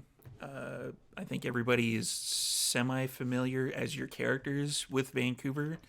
They make their way to the base of the convention center, which happens to be right behind Ja in the image. It looks like a boat, but it is connected to land. It has like 4 giant sails on it. And they lead you along the outside of it, which kind of looks like a deck of a ship, to the tail end of it, which is over Ja's left shoulder, which I think is off screen in the way I set it up, but that's okay. So it's like the very end of it, and they open up a hatch that none of you had ever realized was actually there before. And the hatch opens kind of like a storm cellar. So it opens up the 2 things, and there is a set of stairs going down. And the character basically just tells you to go down, like, after you. That's Kala. Jude'll just start down then. Does anyone else? That goes. Subpoint. Does anybody actually have any weaponry still? Are they trying to deceive people? I mean, do not. I've I got have my nothing. cane. I mean, our blood is a weapon, but no. Fighter juice, but I didn't really consider that That's not what I mean. a weapon. No obvious weapons. No. Ja I'm can not conjure trying- his sword, so he's not too stressed. Yeah, That is true. Yeah, that's handy. So handy. Mordecai, I have my cane. any weaponry at all? I have my cane. Yes. Storyteller is suspicious. So anyone who's holding any weaponry whatsoever will stop dead at the top of the stairs and not be able to physically move past. Wow. Ooh. Well, I imagine Jude goes through okay then. Yeah. Yeah, Abigail as well. She's left everything at the shop. God only brought his sword, so We've all been good, right, Mordecai? Right, Mordecai? Who bounces off the barrier? Where would the weaponry be that you would have taken? The middle of the back strap. So as you Pocket proceed knife, down take the it off. stairs, as soon as it hits the middle of your back, like kind of waist level, you feel like a tingling, and you can't physically move yourself down to the next step. Like your foot is trying to God like. damn it. Okay. Fine. I'm behind him. Does it stop him as a whole, or does it stop the weapon? Because if it just stops the weapon, it would be pushing out against the shirt, and I would see the silhouette. It's pushing out against the shirt, and Okay. the sword cane itself can't actually move past it. Motherfucker. So I'm going to just step up behind Mordecai, untuck the back of the shirt, pull out the blade, and go. We have to sometimes learn to trust people. Not always, but sometimes. I've got I'm this gonna, little, like, I'm going trust- to take 3 steps up, and I'm just going to toss it over the side. Into the water it goes. Where the hell else? Oh my Where the hell God, yo. Into the salt water. Goodbye. It's a knife. Yeet. It's a knife. Big deal. We can get more knives. Uh, The sword cane, on the other hand, I want to come back to and go. And where is Mr. Emo Greasy Hair? He's still standing there. He was. Excuse me. Yes. Senor Strickland did not think of this because it is a cane, but it is also technically a weapon. So it's got the little something weird going on with your magic. Can you hold it for us and return it to us when we leave? A long, like, pale, spindly hand kind of unravels. ugh, God, it's like dealing with And knives. we will very much expect it to be taken care of as it is not yours and returned to the rightful owner when we leave. See? Of course. Grazie. That is greatly appreciated. You And then- do this for us, I'll send you some Fago or something. So everyone goes downstairs now that Mordecai is not having any weaponry. It's a weird sensation. Like, you felt like it pulling Feel naked. that you couldn't go past that one particular step, but now, like, just completely smooth, like you're going down a regular set of stairs. I'm I'm still all like bringing up, edgy now. I'm like taking each step at a time. still It'll bringing be up the rear. fine, Mordecai. Does Mr. Emo follow us down, or is he standing at the top? He eventually, once everyone has proceeded past him, he will go down the stairs and close the doors. And if anybody is looking back at where he is, you would see like a slight shimmering on the door itself, which is now flat against the surface. And it kind of Oh. disappears.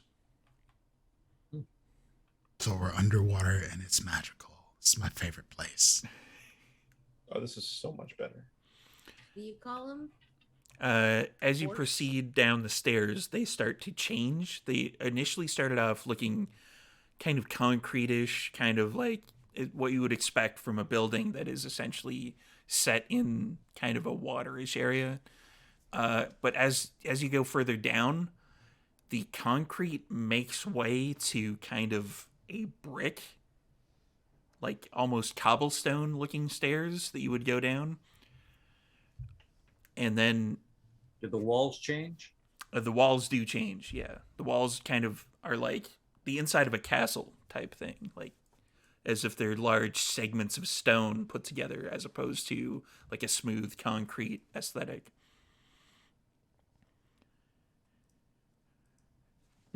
Senora Abigail, there may be something to what you learn. I do not know of anyone besides very rare clan that can do this kind of trickery. This is. I don't know anybody who can do this. I'm going to have a little talk with Cassius, but I suspect that our Fey friends, our changeling friends, are the ones that are able to concoct this because it doesn't look like it's made by blood. It's too pretty. And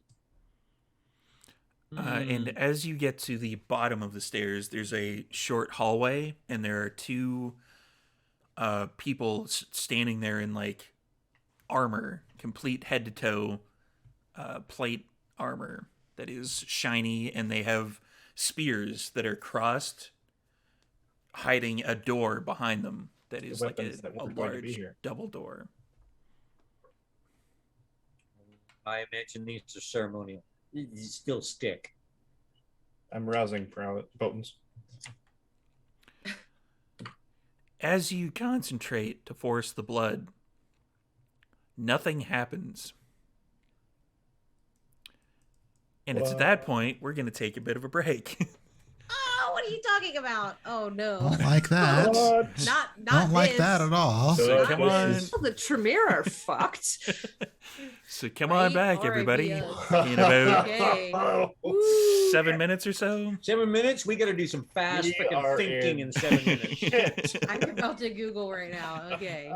All right. Mhm. All right. See you later, everybody. Bye for in now. 7 minutes.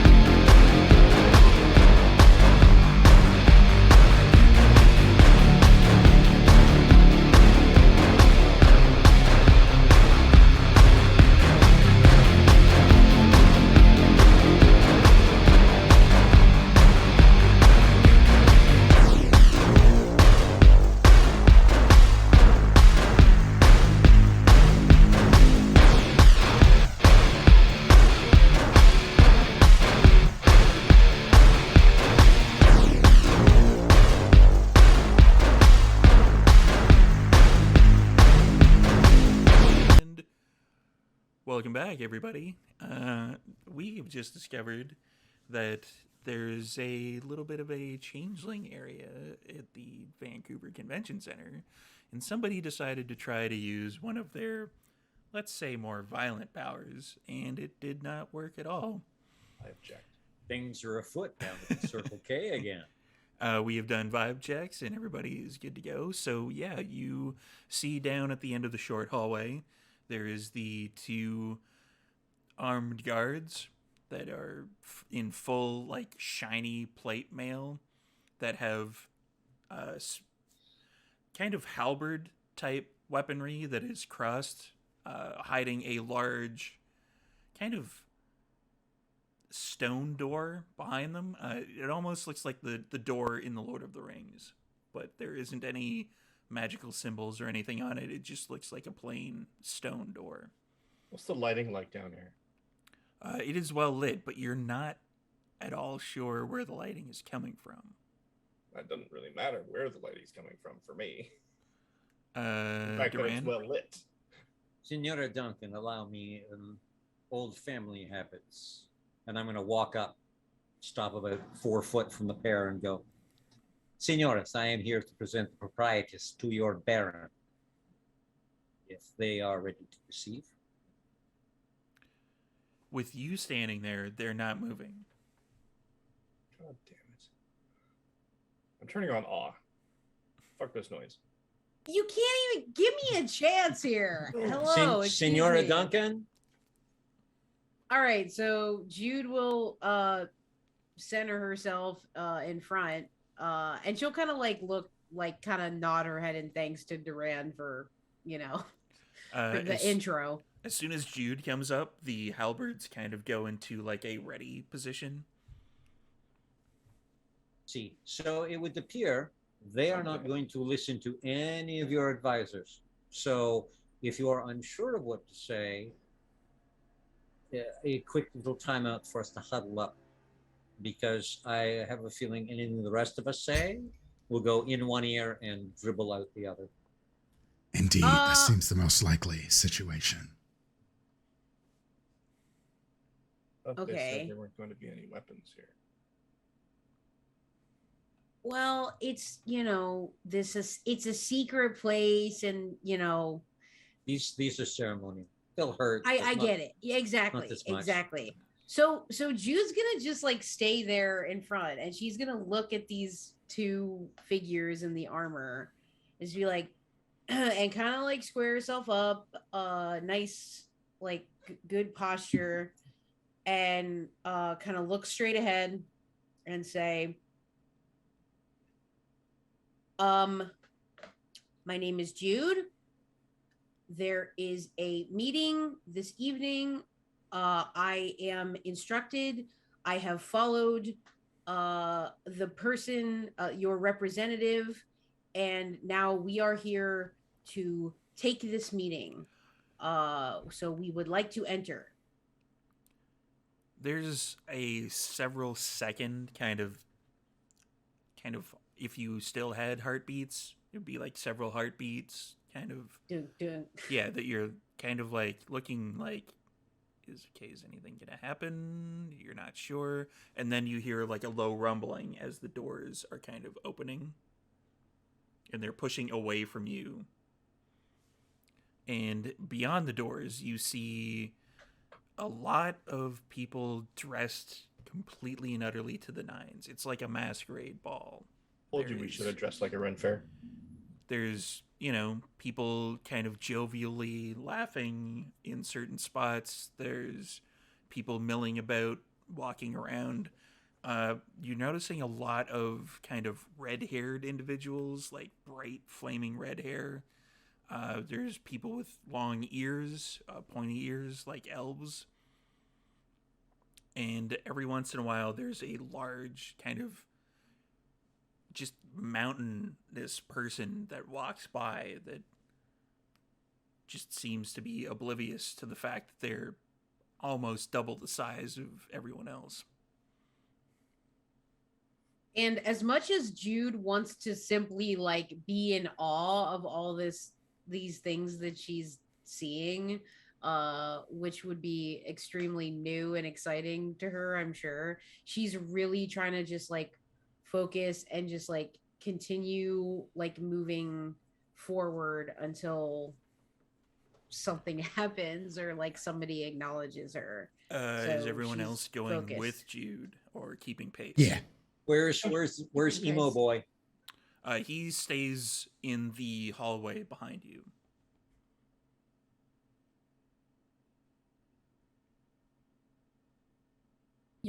Joanna is gesturing he's still to standing, Kala. standing there. He doesn't actually move. Okay, I'm going to walk up to him then and say, it is rather the rude thing the guide drops us with no further instructions. Who are we looking for once we're in there, you idiot? The proprietress, Is to speak to, the Baroness. and which one is the Baroness? It's a room full of people. Bereth Nuanite of the Sealy Court. See, what's she look like? How do we find her? I'm not going to stand up on a table and scream her name. She will find you. Buena. Thank you for being some use.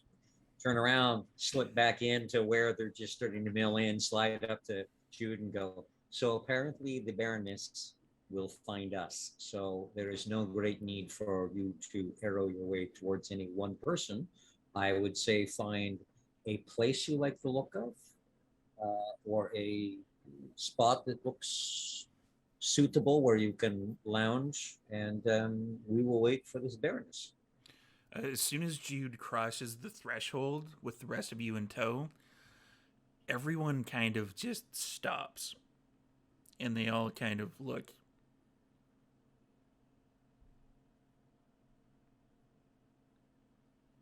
And there's several kind of heartbeats, and then things sort of start going back to the way they were before. Okay.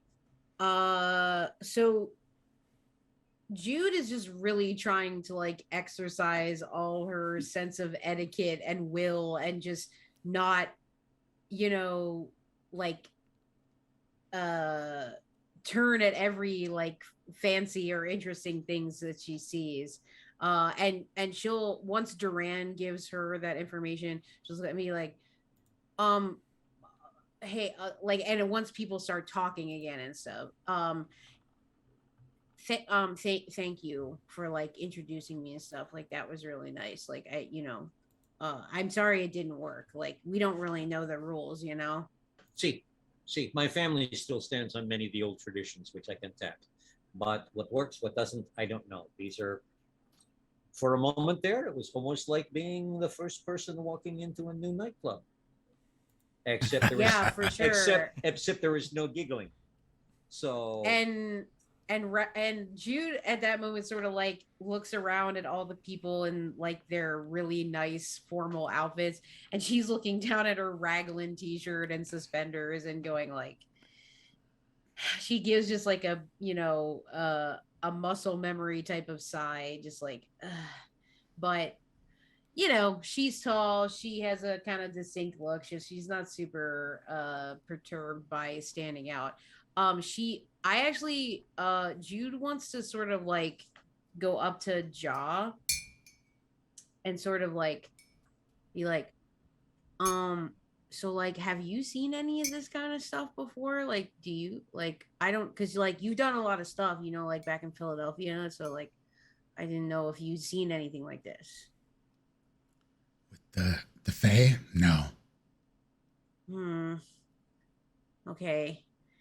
Gosh. Yeah, I mean, I didn't really know almost anything about this until Abigail and I went to the chantry, so I'm just trying to get as much knowledge as I can. And then she'll sort of go over to Abigail and she's like, what do you make of this? Like, how are you feeling? What do you think? I am feeling, and normally I don't care, but I am feeling very underdressed. It makes me feel like I'm 20 again, and this does not feel good. Yeah, I feel you on that one for sure. But they didn't tell us about a dress code. I mean, Calla could have said something, but they didn't. So, they gotta expect that we're just gonna come up in our regular garb. So, oh well. I feel like it might be a way of psychologically um, trying to make us feel worse because we didn't know that there was a dress code. This all seems just very strange. I mean, why bring us into one of their formal events and not tell us that it's a formal event? If it is as my grandmother would have said about Irifata, they play games, not the same games as we do, but they play games. They play word games and expectation games more than anything else. They are looking for emotion and surprise and other things. Some are quite sadistic. The best, I think, is to smile pleasantly, deal with them, find out what they want, what piece of item we have to get them from some shape changer stuffed cabin in the woods surrounded by mages, and then we get it for them and then carry on our way. Unless, of course, they decide that we have to get something from, say, I don't know. What are we missing? Frankenstein's monster? Mummies? Will we have to get something from a horde of mummies? Zombies? Come to And think of it, yeah. have we I've always actually been- retrieved anything from vampires yet? No, we've been doing it all for vampires. Oh, And Jude will sort of like cross her arms as like Duran is like kind of recounting all that stuff, and Mordecai makes a comment, and she looks at everybody and sort of just like smirks, and she's like, "Listen, I've been 6 feet tall and 250 pounds since I was 16, so I'm kind of used to just standing out and looking awkward wherever I go. So listen, it sucks that we're not dressed the right thing, but like I'm not going to allow myself to feel humiliated or denigrated by this because I'm here. This is I have to hold firm here. I don't want to show weakness to any of these people. I'm not And you gonna. won't. I believe That's right. in you. See, We and all this, believe in Thanks, you. Ja. see, I mean, Thank you.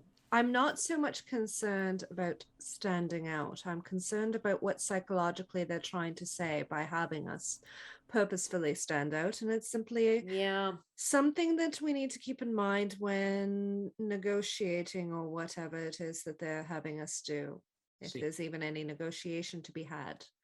Yeah, you're right. the thing I noticed looking around it, they wear a lot of very, very nicely draped fabrics. They move almost unnaturally. And I can tell you the suit I'm wearing is probably older than most of them and is more real than most of them. And in that, I take some comfort. And then Jude like pointedly looks at Mordecai. So what's your impressions I don't of like all it. of this? Mordecai Yeah, is I mean- very uncomfortable right now. The reason Okay. being is that he's got awe going, and nobody's paying Right. attention to him. This is a huge smash to his ego. And he's the face. He's the charisma hammer. He's not used to not being listened to. So this whole crowd of pomp and circumstance, and he's been relegated against his will to the role of a wallflower. Yeah, very Just, fair. like, he's just Mordecai is trying to inside- figure out how to be a normie. It doesn't I know. suit. He doesn't know what it to feels do. bad. No, It feels I've got bad. ongoing, and no one's paying attention to me. This is You mean I'm normal? No. but he's inside. He's seething. Just Mm. can't. So Jude, having gotten everybody's kind of like impression of the situation, Jude would actually like to approach one of the red-haired individuals that's like nearest by. You are moving up to them. They are kind of moving back. Like you've kind of noticed that as you are moving through the crowd, there's kind of like a bubble that's avoiding you. Oh, out of character. I know why. Oh no, yeah. Okay, They know what we are, don't they? Of course they do. I'm gonna smile with a whole lot of teeth. And because With or Jude's without intention fangs? was With Okay. so Jude's intention really was to like try to honestly mingle with these individuals. So as they like move away, instead of being like, or instead of outwardly being like pissed off or like disturbed, she kind of will just look at them moving away and like all their faces, whoever's doing it nearby, and just be like, hello, hi, and they just shake their heads. Yeah, there's Oh, a God. big old nope walking through the crowd, and it's you guys because the banality is just kind of Oh Lord. hurting them a little bit. So you do the wave, and then a large kind of green individual walks up to you. Come with me. Hello. Oh, okay, yeah, let's go. You and your And- I don't know what they're called. Vamp. It's called a coterie. Thing. Sure, coterie. That sounds right. That's a word. And he's kind of got kind of armor on, but it's not really armor. It's more like a varying different things. But he looks like humanoid, like just He's large humanoid. He's just and green. Yeah, large and green. He's got kind of Okay. like the tusks. Oh, Zug zug. an orc. wait a minute. What's happening? Where are we? Okay. Great. All right. I just wanted to sort of get that going. Yeah, So you and your Jude, prodigals come with us. and Jude will look back at the rest of the group as they're called prodigals, and she'll just kind of smile and just be like, and just kind of gesture. And he leads you to kind of an opening area like this. If this was a kind of like a wedding reception type thing, this would be where the dance floor would be. And it's a wide open area. None of the changelings that are in there are touching this area with their feet at all.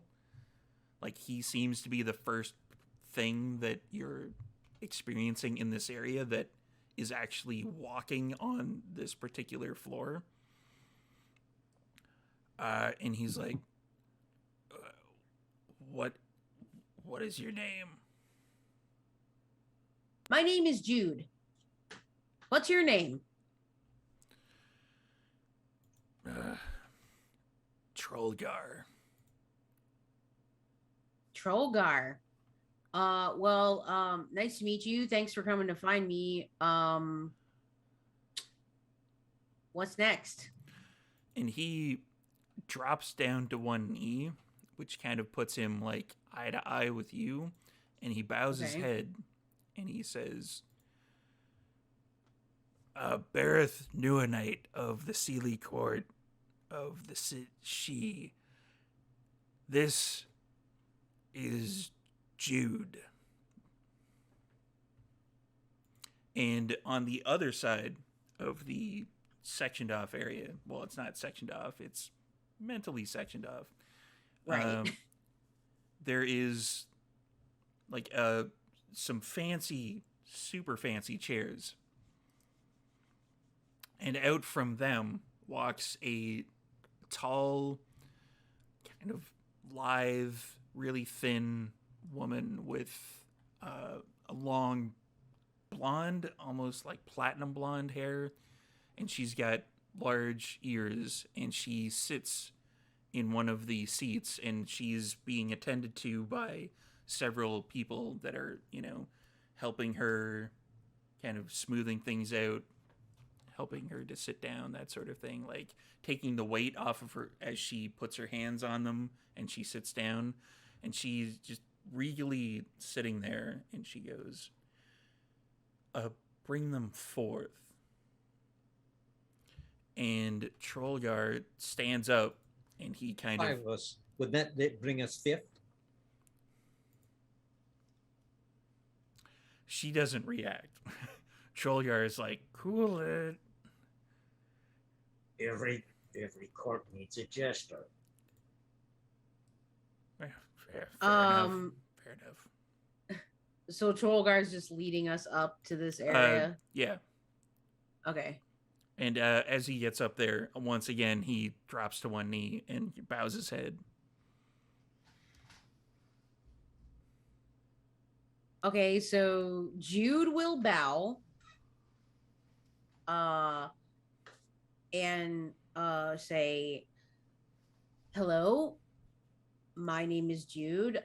I believe you summoned us here. I did. Tell me, Jude, tell us more about your shop. Well, it's called Sandwich. And I was under the impression it was called Xenoschism.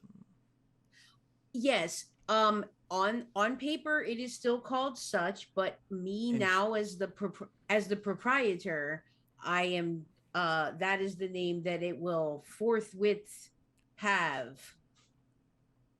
And she looks over to her side and kind of snaps her fingers, and over comes a kind of like shorter gentleman. He's like got a large scroll, and she's like, make a note. And he's like, yes, Baroness. And he's like, kind of, you can tell that he's scribbling something out and then like writing something in with like one of the large feather pens.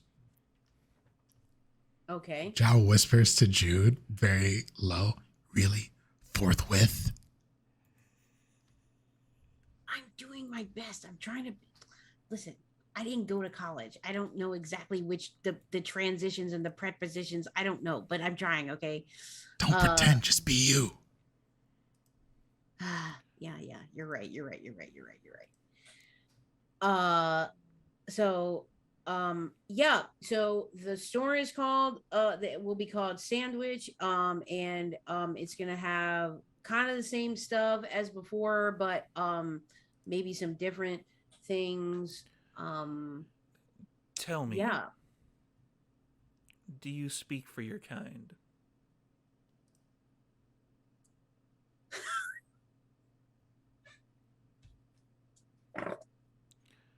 I was unaware that what I had said was amusing. Chauncey, was that amusing? No, mistress, no. You'll have to I'm sorry. How shall I address you? You may call me Baroness. Baroness, you'll have to forgive me. I tend to be a little nervous in certain situations like this, and surrounded by such opulence and beauty. This is just a bit different than what I'm used to. So I do hope you will bear with me as I am in your presence this evening. You may.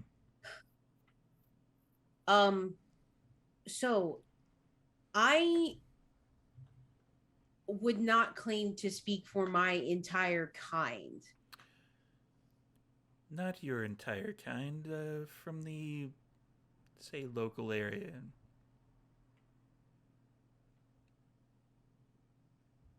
Mordecai is going to sink to his knee and basically mirror Trollgar. Down to one knee, head bowed. Gritting his teeth the whole time. I see. Respect. And after just like a second or two of consideration, Jude says, Yes. Excellent. Then Chauncey will provide you with a list of areas, buildings mostly.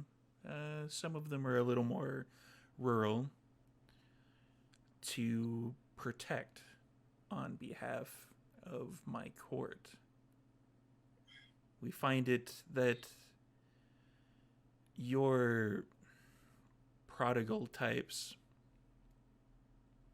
are a bit more useful as it comes to keeping on our side with regards to protecting things, purchasing things. We would like these properties protected.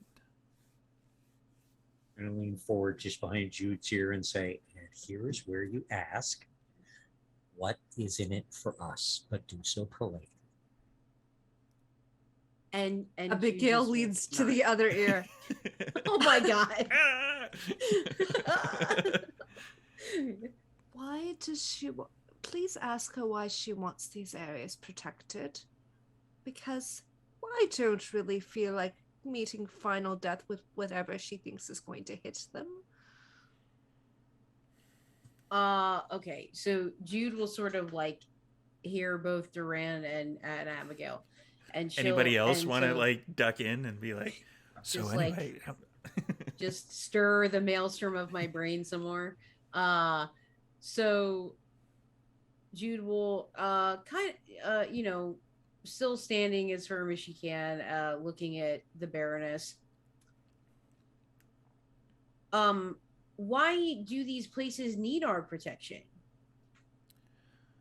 one would assume that you would welcome such a agreement between our two peoples without asking too many questions. I understand, as we have been led in here and brought before you this evening. But we come from two different societies. It's clear to me based on even this short observation. And in our society, yes, as I speak for them in this city, we have a way of exchanging favors and helping each other out rather than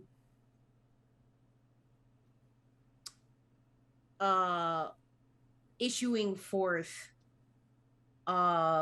things like directions without knowing the full picture and understanding how the arrangement may benefit everyone involved.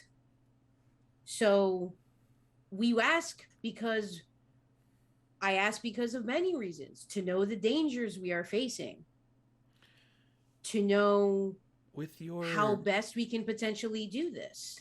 With your friends, are you unsure as to whether or not you can protect something that I request? And Jude smiles confidently. I have no doubts about the power and skills of my coterie.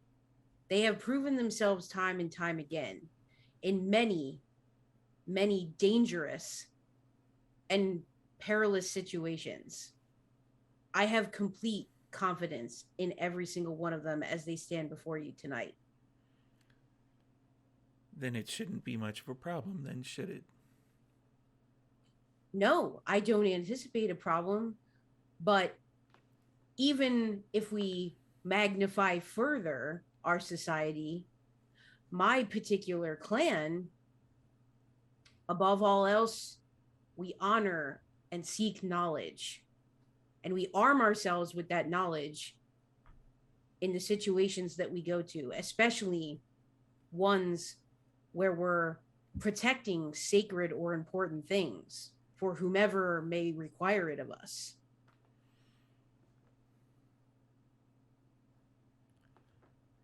Your kind deals with agreements and favors, does it not? Indeed, we refer to it as prestation. What would you like in return as part of these particular negotiations between our two peoples? And Jude would like to almost very like obviously like lean back as to let everyone begin to advise her, like as a leader does in the court, to like sort of, so she'll smile and sort of lean back, especially for Durant. Ask for a private room for a few moments to speak with your advisors, where we can all talk freely without. And Jude will not. Before we continue this discussion, as I respect the opinions and desires of the coterie, of my coterie, I would like a private space to have a short discussion with them before we continue this, if that is agreeable to you. Agreements such as these should not be entered into hastily. I agree. That is a wise decision.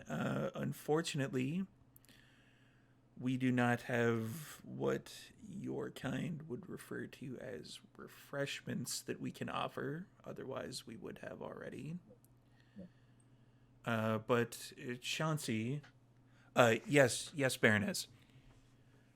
Take Baroness Jude and her others over to the private salon that we have set up. Yes, Baroness. And then Chauncey kind of stumbles their way over to Jude. If you follow me. Yes, of course. Thank you, Baroness. And another very short bow, and follow Chauncey. I'm going to give a much deeper, sweeping bow before turning to follow Jude. Love it.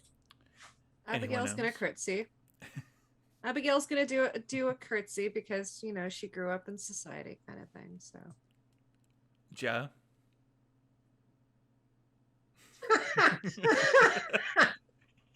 Ja just stands there, and Ja looks around at the rest of the group, and Ja says, I only bow to my prince.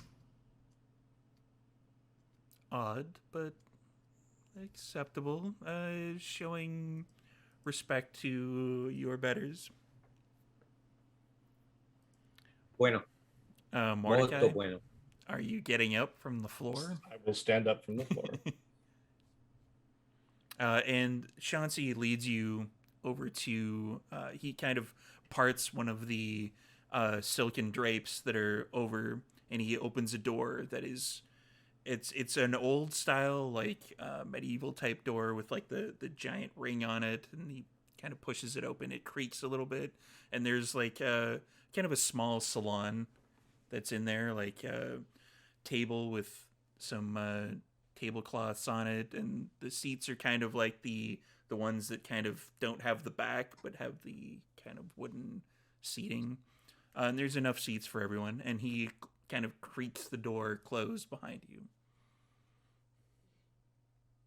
And as soon as the door closes, Jude just starts like just bebopping all around the room, just like pacing and like and she's like and her eyes are kind of wild, and she's like running her hands through her hair, and she'll look at Abigail and go in a low voice, so can they like hear us or see us even if the door is closed? I don't know.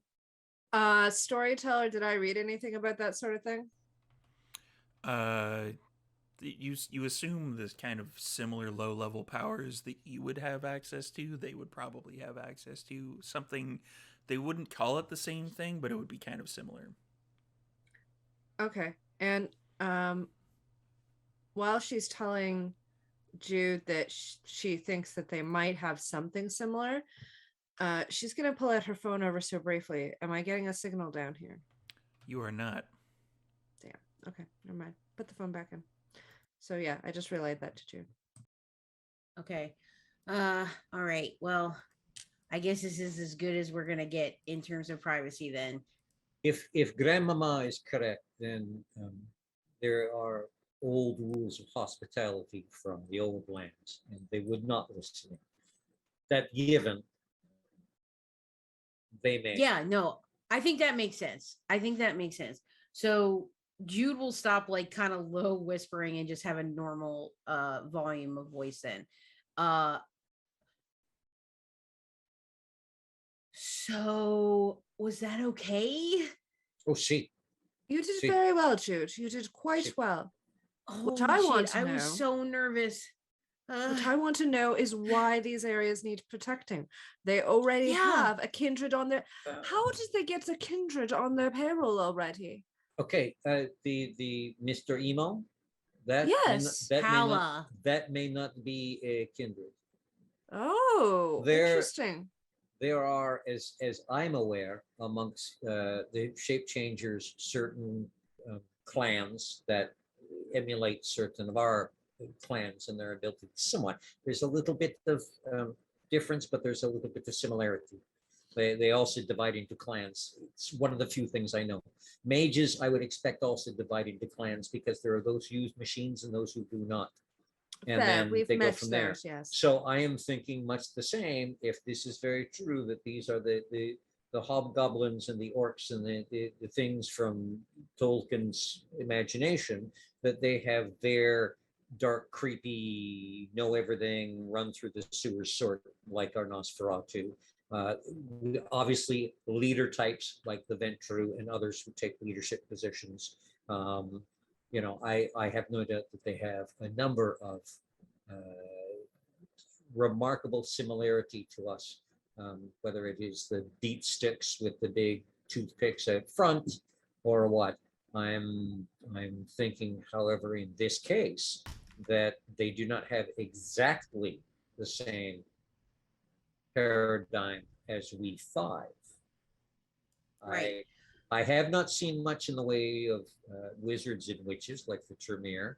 I have not seen anything that I would call a court assassin.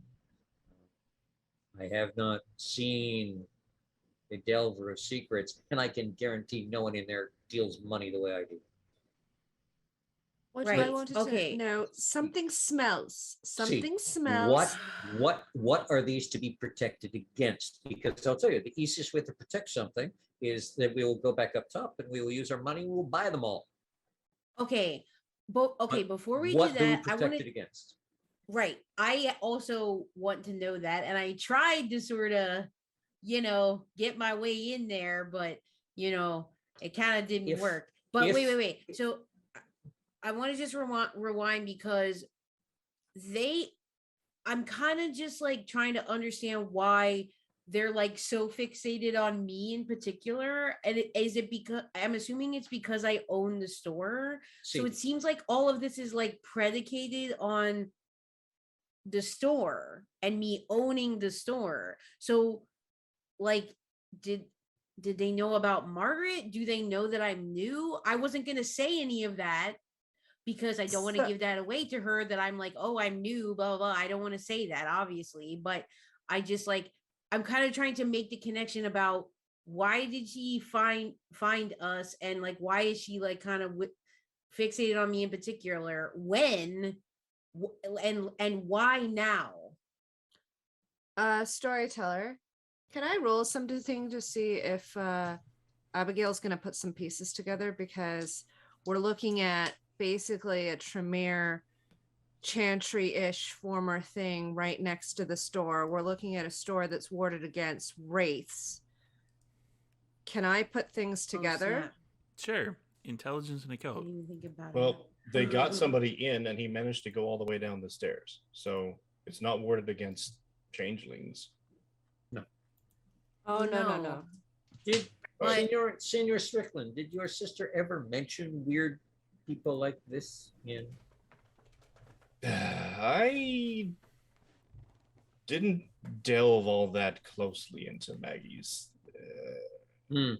things. See, I felt it Yeah, that's safer fair not enough. to know and just throw See. money at it to help I get it. whatever cleaning needed to be done or whatever. Yeah, I don't blame you. Okay, so we Burning need a to know. willpower. We need to know why. What do they need protected from? And then I guess we'll know more when they like actually tell us like what places it is. there And are two ways you can present this. If you say why, we have to ask again why they need protected, and she immediately turns it around and says, "Do you not feel comfortable and confident in your group?" You could smile and say, "Yes, against known threats, we are very good." But if you hand us a 40-foot tall tsunami right out of the ocean, there is nothing we can do. What threat are we countering? And that can also give you the idea of what price to request. For Abigail, and yeah, the 5 successes that you got, that would give you are starting to put the pieces together. Like the barrier that is around the xenoschism, it extends not only up in the air but also down further, which is the rumored place where the Tremere Chantry used to be. Okay, and am I putting anything else together with regards to the fact that it was a Sabbat that owned the store? Nope. Okay. It may have actually been a coincidence. Okay. I have a feeling the wards that are around the store, that you now own, they go deep. That entire area is protected against wraiths. Storyteller, can Abigail figure out the banality part of this? You cannot. That is more of a closely guarded secret. I don't know what anyone means when they say banality. People keep throwing that word around. I don't know what it means. This is new to me too. I mean, I'm completely new to changeling, so Cliff is a better indicator of this than I am. I don't know if Cliff wants to start putting pieces together for me, but I can. What value? Yeah. When I walked into this, Cliff had to go, "What does Duran know?" Fuck off. Yeah, no. What his that's grandmother exactly. told him. That makes So sense. I'm rolling dice in the back of my head about, okay, I would know about cold iron. Excellent, because I will take that one with a cold chunk of cold iron. If I will go find a fucking horseshoe. Okay. All right. I know how the court kind of is medieval in feeling. They're big on hospitality. Be careful the words you use. Gifts are a wonderful thing. Don't piss them off. If they ask for something, be very careful. You know, Right. And they are asking for something. So, Jaw, would you know anything about? Would you know anything about? Because you've been jumping on top of the roofs. You obviously know that there are things up there, that there are things all around. Is there anything that you might know that might help us out here? Because there's something about this store. There's something here. Those are secrets that have been yet to be revealed to me. Unless the storyteller wants to tell me that I've seen something. I was going to say, yeah. Yeah, I was like, storyteller? At this time, the storyteller does not. Damn it. Yeah. Eventually we'll get there. Okay, so Jude will sort of like the most interesting thing I've seen on the roof is Charon. Right. And that was not in this plane. I almost forgot about that. Oh my gosh. Or was it? Was it in this plane? I don't remember. Nope. No, it was was not. But yeah. So Jude puts her hands on the table and is just sort of like hanging her head a second, just like deep in thought. I was like, okay, so the wards and the store and the chantry underneath, obviously there's a connection to be made, but we're still missing too many pieces. See. So what we need to do is try to get Barith to fill it in if we can. Now, what, like, I mean, obviously, when we go back in there, she's going to be like, okay, so are you going to do it? Like, Again, is it my move to get more try to get more info? And I say, Yes. oh, So yes, that- against absolutely. killing threats. so that you can Okay. set the right price. Yeah. Well, Yeah. okay. And then that's my next question, because yeah, I told her about prestation and how we work for favors, but like, is she going to be like, okay, I will deal with you in that way? And I can say, I want to like a major boon for everybody in my coterie, or like, how the fuck, what does that even do? It is probably closer to the Hakata stand aside from the Camarilla and the Svatnev. Right. I, with you, deal a lot in prestation because we're dealing in a Camarilla environment. Outside of that environment, we do not deal in prestation. Among the Hakata, we deal in simple favors. Simple favors, complex favors. It is much like prestation, but not exactly the same. Money, favors, real estate, favors, people, territory. I am thinking it would be much the same here, and I am looking at the number of them out there, and the number who appear to have some capability, like the little emo boy who is able to do some La Sombra-ish shit. His name is Kala. My apologies. Calling him little is an underestimation of his size. And he does a little bit of Nosferatu stuff. We have the ones in armor. We potentially have the ability to call at least once a personal army, if it is played right. There is, and it was something that it was reminded with today, the Favela della Vespa, which is the words in English, the Fable of the Wasp. Right, the little one.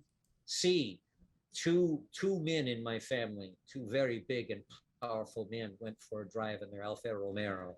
One was a known businessman who was extremely rich, and he was extremely tough. The other, his best friend and bodyguard, both of them large and powerful, both of them able to handle themselves under any situation. While driving, they stopped, and when they got back in the car and took off again, there was a wasp in the back of the car. About 10 minutes into the drive, they were doing 120, 140 kilometers an hour, nothing fast, when the wasp decided to land on the neck of the driver. We found the car wrecked and both of them decapitated. Of course, there was no dead wasp because they're small, they fly away. We are becoming that wasp. We are becoming the ones at a juncture point where we could cause a lot of havoc if we are not careful. Or a lot of havoc if we want to. Right. So my question more specifically, I suppose, is what words do I use when she's like, what do you want? Like, what I say, I want to call in a major personal favor, or I would want assistance for our coterie in some kind of, like, we can call on you when we need help. Like, I'm just not sure what exactly to say. I think the first thing, and I mean, everybody else can weigh in on this as well, but I think the first thing that I want to know before I agree to any deal here is, why are we protecting these places? Which places are we protecting? How many? And what are we protecting them against? All right. And why our store? Your So I store, guess, I should say. Right. So I guess that then I don't really know what to add. I'll just have to improv. See, ask again, what places, why are we protecting them, and against who? And if she gives you any kind of lip, say, we need to be able to arrange an appropriate protective response. Okay. An appropriate protective response. As far as I know, we can walk away. See, right, nothing... I can't forget that. See, the issue is, if we walk away, I can't do it as cool as Ja, though. Who did they approach next and make the offer to? You give me too much credit. I don't know. That was pretty cool last time. But Jude will actually look at Mordecai. What's your take on this? Like, what do you think? Why us?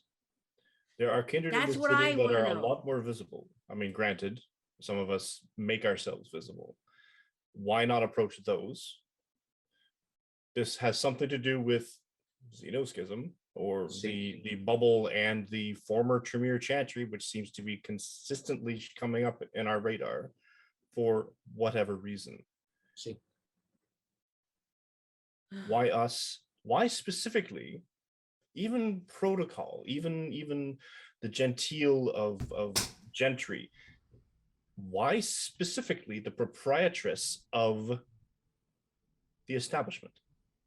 Right, because it seems Without- like she without cares establishing about an actual that protocol. above everything else.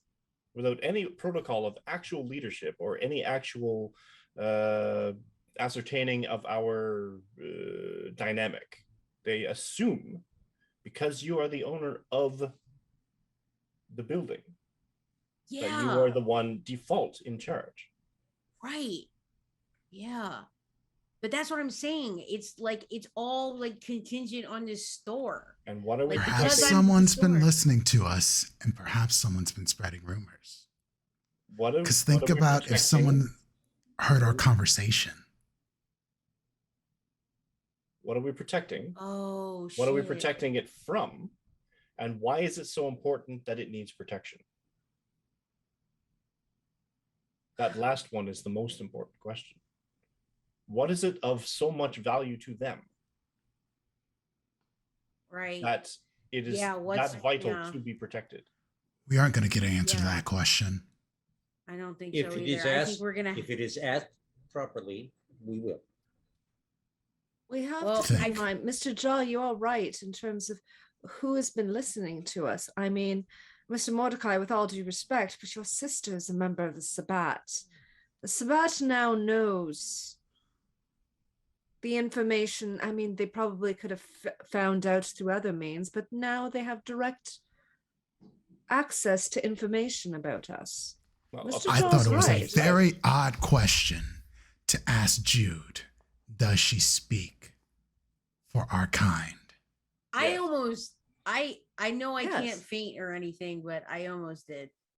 Going back to the medieval pattern, which seems to be a lot of what they base on, this is their court, and that is their baron.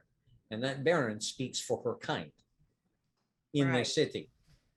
So I'm not surprised the thing goes the other way. Had they somehow gotten in touch with the prince or someone else, when the primogen, they would have asked the same question: do you speak for your kind? And it's probably meant in this area. They're asking her because she is the owner of xenoschism, and there's something about that location that is important to them. Well, and Perhaps. think about it. It all started there with all of us. It started right See? there. See, So maybe, I don't know, we can get some answers out of this if we agree to do it, about all the stuff we've been getting, about why there's this chantry underneath, and maybe like stuff about the Wraithlands and stuff about maybe if we do this, maybe stuff of that will be revealed. Okay, we probably have to get back in there soon. So I have two last things. Number one,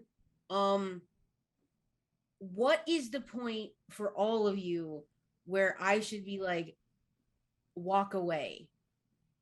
Like, no. Like, is that just gonna be a judgment call I have to make in the moment, or is okay? I think so.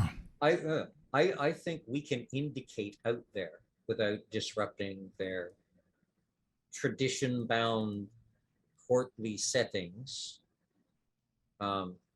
Indicate our support, or if we think she should leave. If at any time any of you are uncomfortable, and I will do the same thing, and think that we should bail, just lightly touch Senora Duncan on the shoulder to get her attention and turn around and face the other way. And Senora Duncan, when there are enough of us facing the other way, you can decide to turn the other way too and say, sorry, this is not to our liking. It is a show, turning the back. It is not always taken well, but don't immediately start walking because it's also a, we don't like this deal. Let's wait to see what they offer to get us to turn back around. Okay, good. Okay, I kind of feel better with that sort of like in place. That makes me feel slightly better. Mr. Okay, Jar and and Mr. Mordecai, we need your input on this too, because this pertains to you. This is important because it affects all of us. What do you think of all this? Do we cut and run when? I don't know. Honestly, we are in such an odd position here. I'm used to dealing with kindred. I know their ins and outs, the banality, the selfishness. I can predict them. I don't know these people. I need answers before I can say, for sure yes, for sure no. It is, yeah, it that's is for fair. me like dealing with a coterie of Malkavians and doing business. As long as you focus on the business, it often goes reasonably well. They wrap themselves in a medieval European trapping that is even before my But time, but my family knows of it. that's why I'm trying really hard not to go off any tangents when I'm talking to this Baroness. Like, I'm trying to really just stay focused on exactly what's going on because there is a lot here that is very distracting. See, So, okay, and Mordecai, I know you have like the questions. You posed all those questions, and all of that makes sense to me as well. I am a child in a candy store when all the candy is locked behind glass and I cannot have any. My every instinct is to find their vices, to deal with them on the individual levels, and provide for them emotional and mental freedom, as I have. For if half of what my nana has said is true, oh no, no. So to be completely powerless and not be able to do any of what I'm used to doing is You have your wits. And your I'm just charm. about to say, I'm not powerless. I've said I speak for the kind, our kind, and whatever, that's how it is right now. Together are not powerless. Exactly. And she is asking us. You. So she is asking you. As a representative. Yeah, but I'm nothing us. without you guys, okay? Like I mean, I am. I almost felt my heartbeat there for a moment. You know what I mean. Okay. Anyway, point number 2. I know that the Coterie is not really like this and everybody's like whatever, but like, can somebody please just give me a hug before I go back out there? Abigail kind of walks up to Jude and puts her arms around and gives her a hug, and then walks away. She's like, I'm not used to doing that very much. I appreciate you doing it. And Jude doesn't like try to like grab Abigail into like a larger hug or anything. She just accepts what Abigail is doing and just sort of like, thank you. I appreciate that. I know it's kind of weird, but sometimes I just feel like I need that kind of physical reassurance. Quick question. At what level of humanity would I actually have to like spend a willpower or something, like make a concerned effort to actually make that gesture of, yeah. You can do it at any. Wait, can I hug? Yeah, you can do it at any level of humanity, but it just It's a matter of whether or not you actually do care or you're just putting up a show. Jaw fist bumps. I'm not a hugger. But you got this. Thank you. And I will definitely return the fist bump. I'm going to walk up behind Jude and just put a hand on a shoulder and say, this is as close as I get the touching, unless you are a cat. Which you are not. I get it. I walk No. up to Jude. I wish I was, though. But you have us. Walk Yeah, up to we Jude. can do this. Take my hand. Plunk onto the shoulder.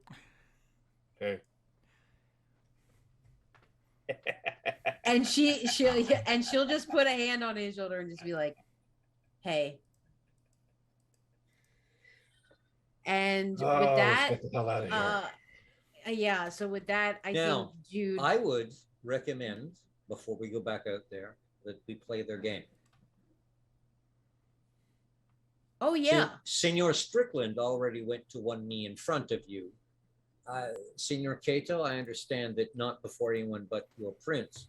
However, as a warrior guarding his baroness, as Senora Duncan was called, could you perhaps play act for a short time?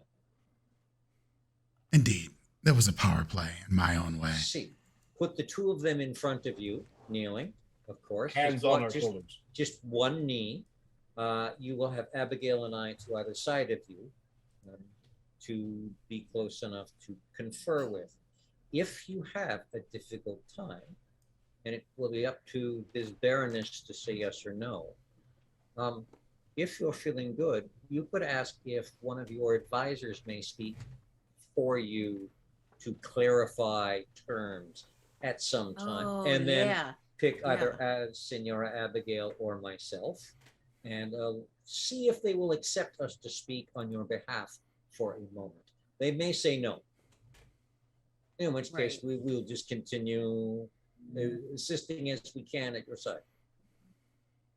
Yeah, I like this idea of this strong shape that we're gonna make. See, if we are facing a court, let us be a court. Yeah, you're right. Okay, is everybody cool with that? Are we all? I think we're all on the same page here, so I think we're ready to go. So Jude will go to the door and just like open it. Oh, wait, what's up? Wait, no. If we're honor guarding you, we're honor guarding you. Oh, See. oh yeah. Sorry. Right. Okay. So before, if it's okay, storyteller, like before I actually open it. Yeah, like as you were reaching for it, Mordecai had said, wait. Okay. Yeah. Okay, cool. As Mordecai raises his fist to hammer on the door actually opens in the opposite direction. This place really frustrating. Chansey is on the other side of. Oh yes. Oh, you're done. We can go back out to the Yes. thing. Yeah. And he leads you back out to where you were before. Okay. And as like we're walking back, like Jude's mind is just recalling all of these pop culture references that could give her strength to like emanate these different figures. So she's thinking about like Dragonheart. Galadriel, like Galadriel, and like the kings of Middle Earth, and Professor McGonagall, and like just trying to just call on these like women that are strong and like don't back down, and she's just sort of trying to like imbue that energy into herself. So Okay. she's walking tall. Arwen, I am no man. Right, exactly. That wasn't Arwen. What? Aowen. I thought you said Aowen. Yeah, that's what I assumed you said. Yes. Anyway. Elwin? Yeah, they're a good Elwyn. band. Oh, geez. LMNOP when I No. don't know. Maybe no mind. Where are we? What's going on? So you go back out to where you were before. Yep. Is there any is anybody doing anything special? Anything bowing, etc.? you're Josh just actually entering going formation. to attempt to call his sword, knowing it probably won't work. He's going to do it anyway because the sword is to protect, not to fight in this case. And it also is Fair good for the enough, fair look. enough. The sword very true. actually appears. Get fucked. God damn. Shut up, Mike. Oh Boarded man. at every turn. Oh jeez. Well, I mean, logically, if those guards in front of the door were allowed to have weapons, then to protect, then Josh should be able to have a weapon to protect too. The sword returns. In this case, the barrier essentially reads that it is a defensive weapon. Shit's defensive. Okay. I'm not. Jude is not. Josh just looks doing at his hand anything like, special. I didn't expect that, but cool. And Jude just nods when she sees it. She's like, "Okay, yeah." Ah, Baroness, welcome back. I trust your, how do the humans say it, sidebar, I believe, was productive. Yes, Baroness, it indeed was a fruitful discussion. Take a knee. Yeah, everybody's getting information. Same. Okay, so we're in this sort of thing that Duran described now, this configuration. So Jude does take one more second to just straighten up one last time. And she's looking directly, like eye contact, like just strong with the Baroness.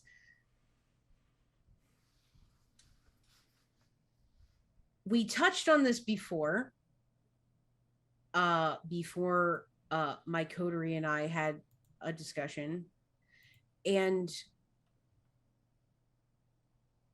I know that obviously the ins and outs, the traditions and the special things of your society are very important. And we want to know, in order to properly assess the risk,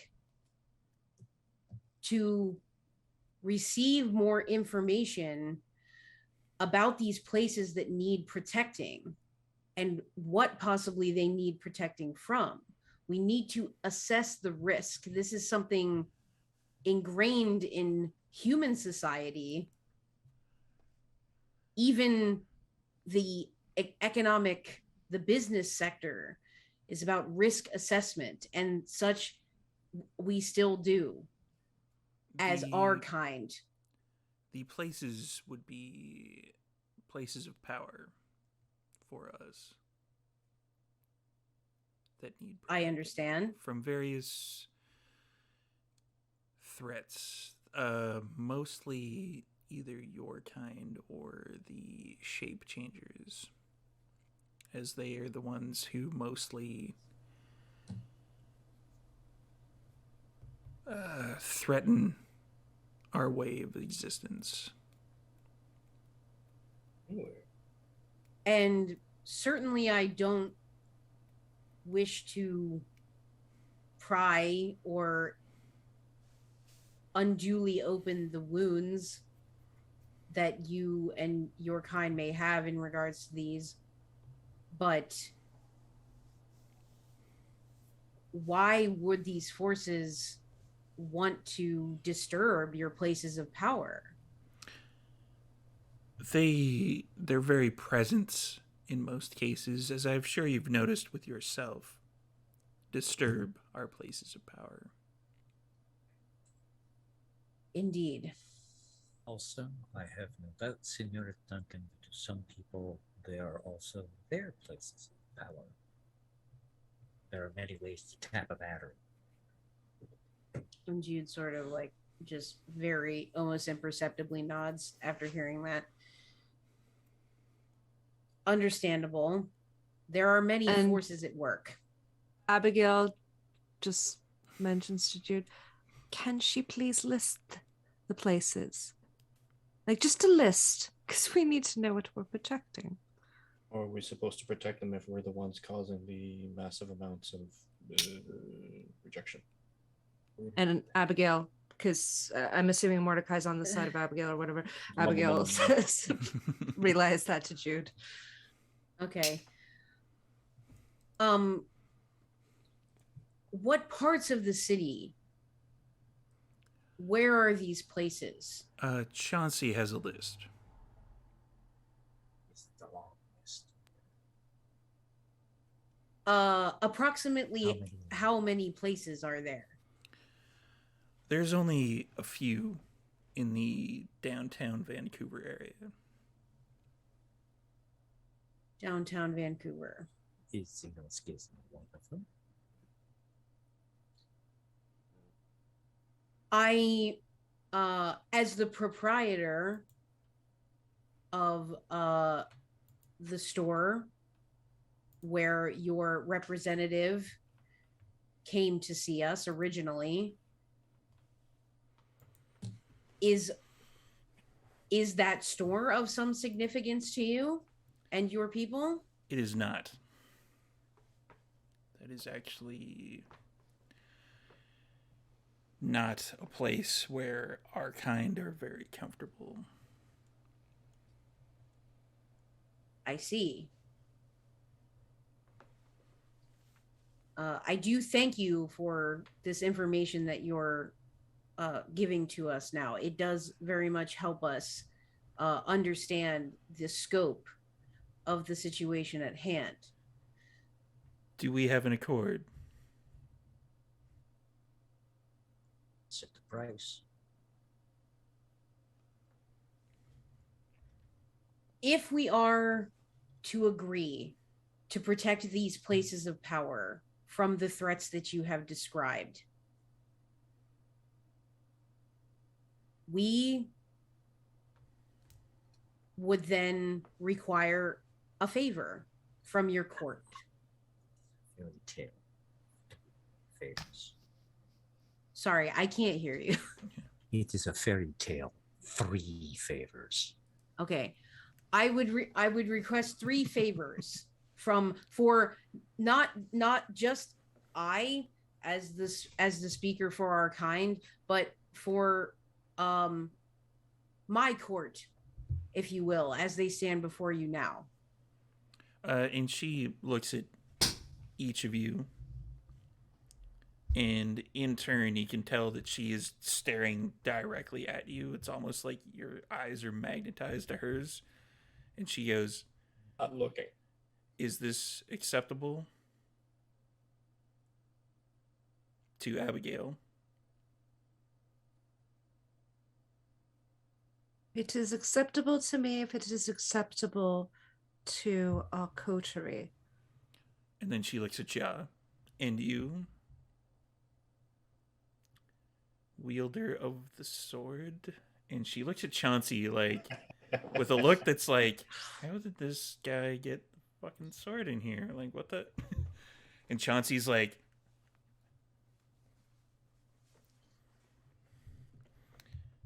If Jude wills it, then yes. and she looks at Duran. See, as it is the wish and will of my famiglia, my Coterie, I accept. And she looks at Mordecai. Who's still mimicking what he saw Trollgar doing, and he's looking straight at the ground. Your eyes go right up to hers. Whoa.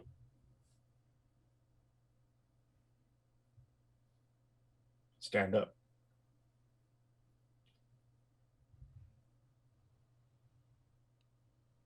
I act with the will of the Coterie. Very well. Chauncey, make a note. Provide Baroness Jude and her compatriots with the list. And one more thing. Yes, Baroness. An item of ours was recently taken. It's our specialty. It is approximately this large.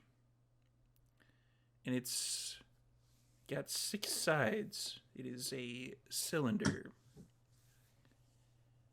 I am wondering if your kind, your barony, your... she looks over at Chauncey. Chauncey's like, Coterie, Baroness. Yes, Coterie. If your Coterie could retrieve an item, that item for me, Abigail leans over to... It would be a personal favor to me. Abigail leans over to Jude and says, please just tell her we're not in the retrieval business anymore. Agree. So Jude hears Abigail, and she just, Agree. kind of in this way she's been doing, just sagely, like imperceptibly nods her head. Sorry, Mordecai, what are you trying to Agreed. say? He's saying agree with it. Agree to do it. Do it. And lean in from the other side. Just, it might not be the same. Ask her who took it and where they suspect it to be. It might not be something that we've already obtained. It's a personal favor. Do it. See. So Jude will look at the Baroness. John just shakes his head. Oh.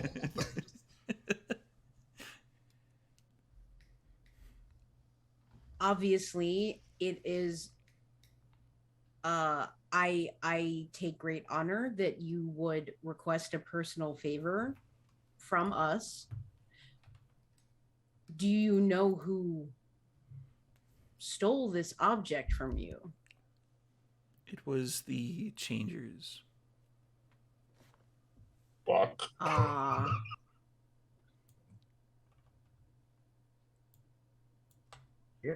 And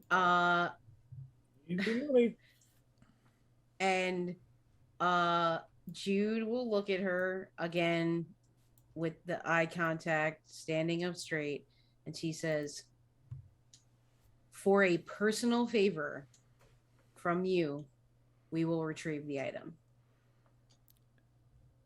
Excellent. I do believe business has been concluded. We do not want to keep your Baroness any more than we have to. Trollgar, if you could escort our guests to the world outside. And Trollgar comes walking up, like, right this way. And Jude will bow a full bow, and not say anything, and just start following Trollgar. That's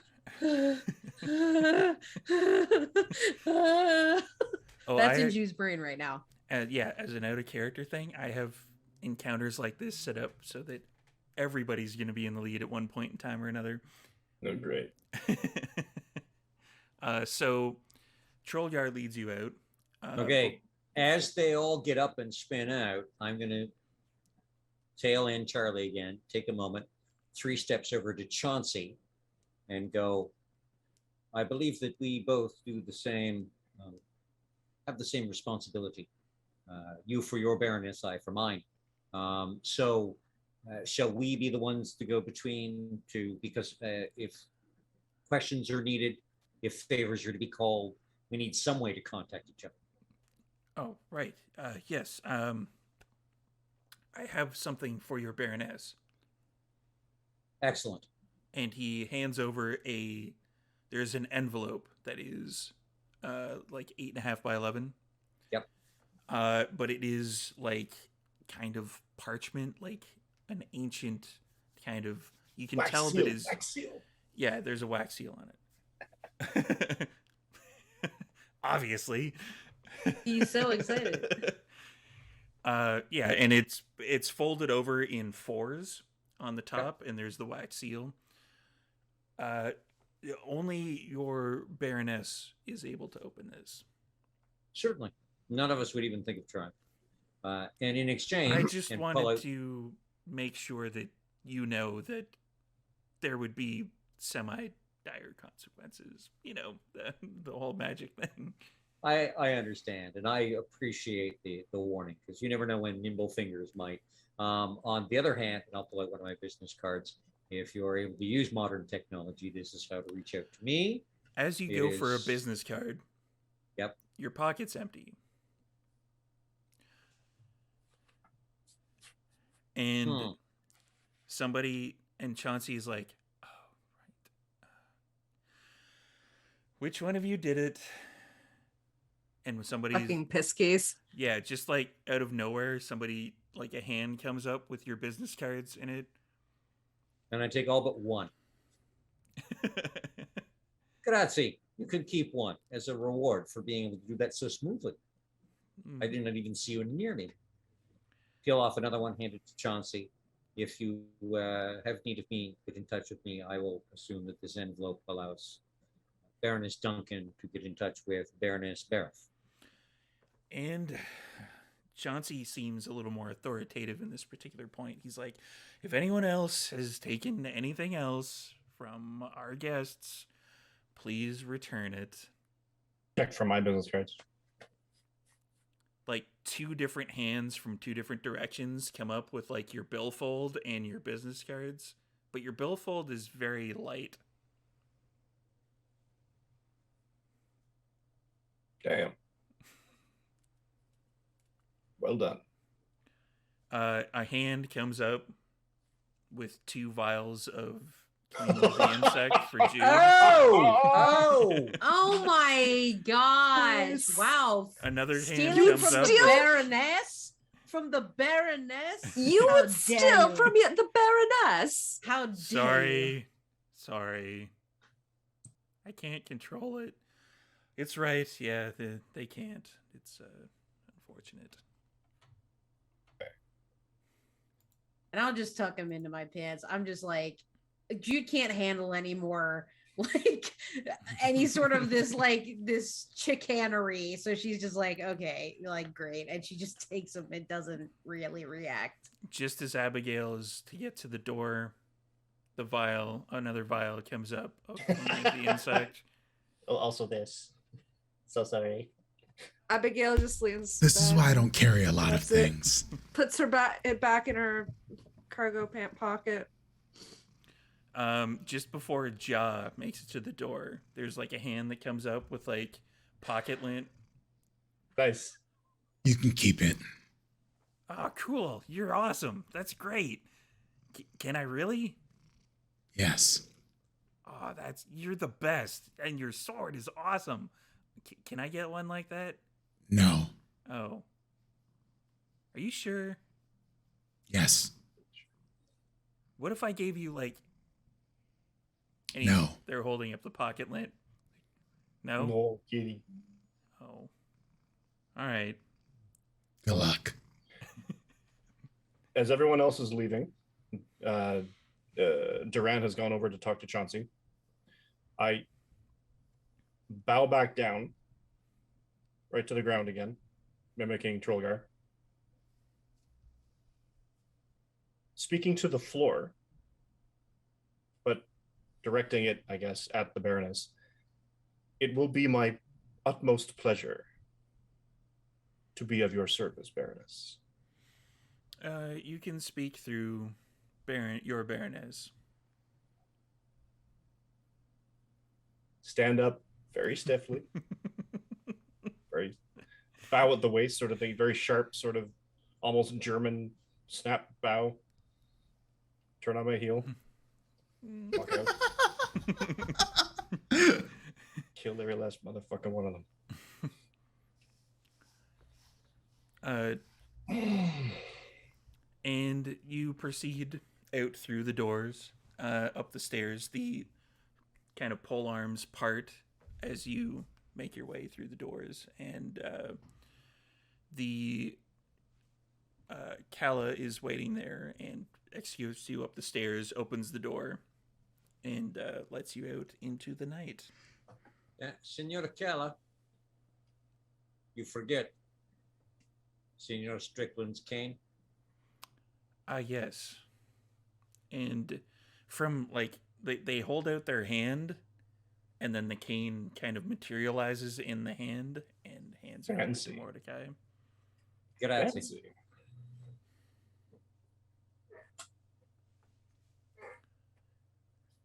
And at that point, it seems like a good spot to cut off this particular episode.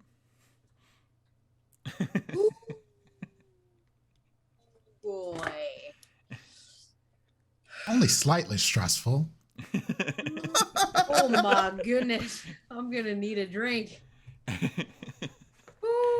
So thank you everyone for watching and participating, and any bits and donations and whatnot that you've sent our way. Thank you again. We pre-record, so I gotta thank everybody after the fact or before the fact, I guess.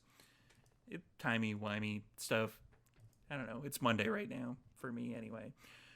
So let's do a quick roundtable to let all of you know where all of these fine people are, and let's just mix up the order a lot. Let's go with Prince first. Hi everybody, I'm Prince, aka Doubles and Dice around the interwebs. Thus you can find me on Twitter, Twitch, Instagram, all that jazz. You can also find me over on my sister station Rolling These 20s, where I am the storyteller for Vampire the Masquerade Philly by Night, which follows up this show on Saturday evenings at 9 p.m. Eastern time. So come watch and see us get in shenanigans. You can also catch me on Wednesdays over there on Rolling These 20s as well at 7:30 p.m. Eastern time for a Cyberpunk Red campaign called Trauma Team Chronicles. And last thing, I am on Table Goth on Tuesdays at 9 p.m. Eastern time for Monster Hearts Hades High, where we are playing in the world-ish of Supergiant games, Hades, with those characters, but as high school students, and it's absurd and hilarious. And I think you're only 5-ish episodes in coming up. It will be 5 coming up, I think. So you got only 4 episodes to watch. If you want to go back after we're done all the vampire stuff tonight, watch them all through Sunday, and then you'll be ready for the next episode. Yeah, you can see me accidentally kill Zagreus. Accidentally. Literally on Again. purpose. Again. Hashtag oops. Let's Semi-spoiler. Let's slide it over to Mordecai. Or Mike, Right. sorry. Mike, also Mordecai, he, hims for both. You can catch my pre and post COVID cosplay adventures at Canadian Captain America on Instagram, CDN Captain America on Twitter. You can catch me here on Saturdays. Are we moving the time? We haven't discussed that yet. Right now we're at noon PST. We may be moving it to 3 PST. Who knows? Stay tuned. You can also catch me on Sundays on this very channel, playing in Phandalin by Night, got it right this time, at 2 p.m. PST with a great bunch of players, including Sara. And you can catch me Tuesday nights as the Dungeon Master for a 5th edition D&D game of Would-Be Heroes. Right now, they're being attacked by a giant zombie constrictor snake when they're delving far too deep into the lair of the reptile god. Yeah. Anyway. Don't like Also, that. there's other stuff going on, but back to you. Cliff, which is down there. I can actually look at it this time. Yay. Sweet. Hi, evening, ladies and gents, and everyone else, anywhere on the scale that you happen to be. My name's Cliff. I played Duran Giovanni tonight. I can be found around the interwebs as the Vintage Self on Instagram and some really old YouTube stuff that I keep promising I'm going to kick back up again. And eventually I'll find an extra 4 hours a day and then I'll sell them. I can also be found here every Saturday, of course, doing the Delves thing and enjoying my little part in this amazing vampire takeover of the entire weekend with some great folk in adjacent. The office hours before from Martlet, and of course ending in Philly by Night, which is a hoot every time, a right hoot. Your people get up to such things, I tell you. I also, Wednesday just past, you would have seen episode 2, finally, of the Toronto by Day Tales from the Rookery 20th anniversary Changeling the Dreaming game. I'd like to say that you'll see it next Wednesday, but you won't. We're pushing it off for a Wednesday because September 1st, we won't be on Twitch because Twitch, you got to do better. Actually, all of you got to do better. There's some really nasty stuff going on with hate raids right now. And I really want to ask the people doing them, who raised you? What do you think you're accomplishing? Because all you're doing is hurting the small streamers and the small games like us. And so as a result, we're just not going to play your game for a little while. Wednesday, September 1st, a day of no Twitch. And then, you know, hopefully that'll wake Twitch up to do a little better. But you know what? Not just Twitch. We all got to do a little better. Okay. And that's it for me. Joanna. Hello, my name is Joanna, and I was playing Abigail. You will find me here on Saturdays, and you will find me on Wednesdays playing the Changeling game. The stealing little piskies that you just saw, I'm playing one of them. Which is why I get a kick out of Steve stealing everything out of our pockets. But yeah, so you'll find me there. And I just wanted to say thank you so much to everybody who helped us out by donating or by retweeting or by just sharing our Ko-Fi with regards to our streaming rig, because we made it. This is being recorded on our streaming rig. Our last Changeling game was just recorded on our new streaming rig as well. We thank you so much, family.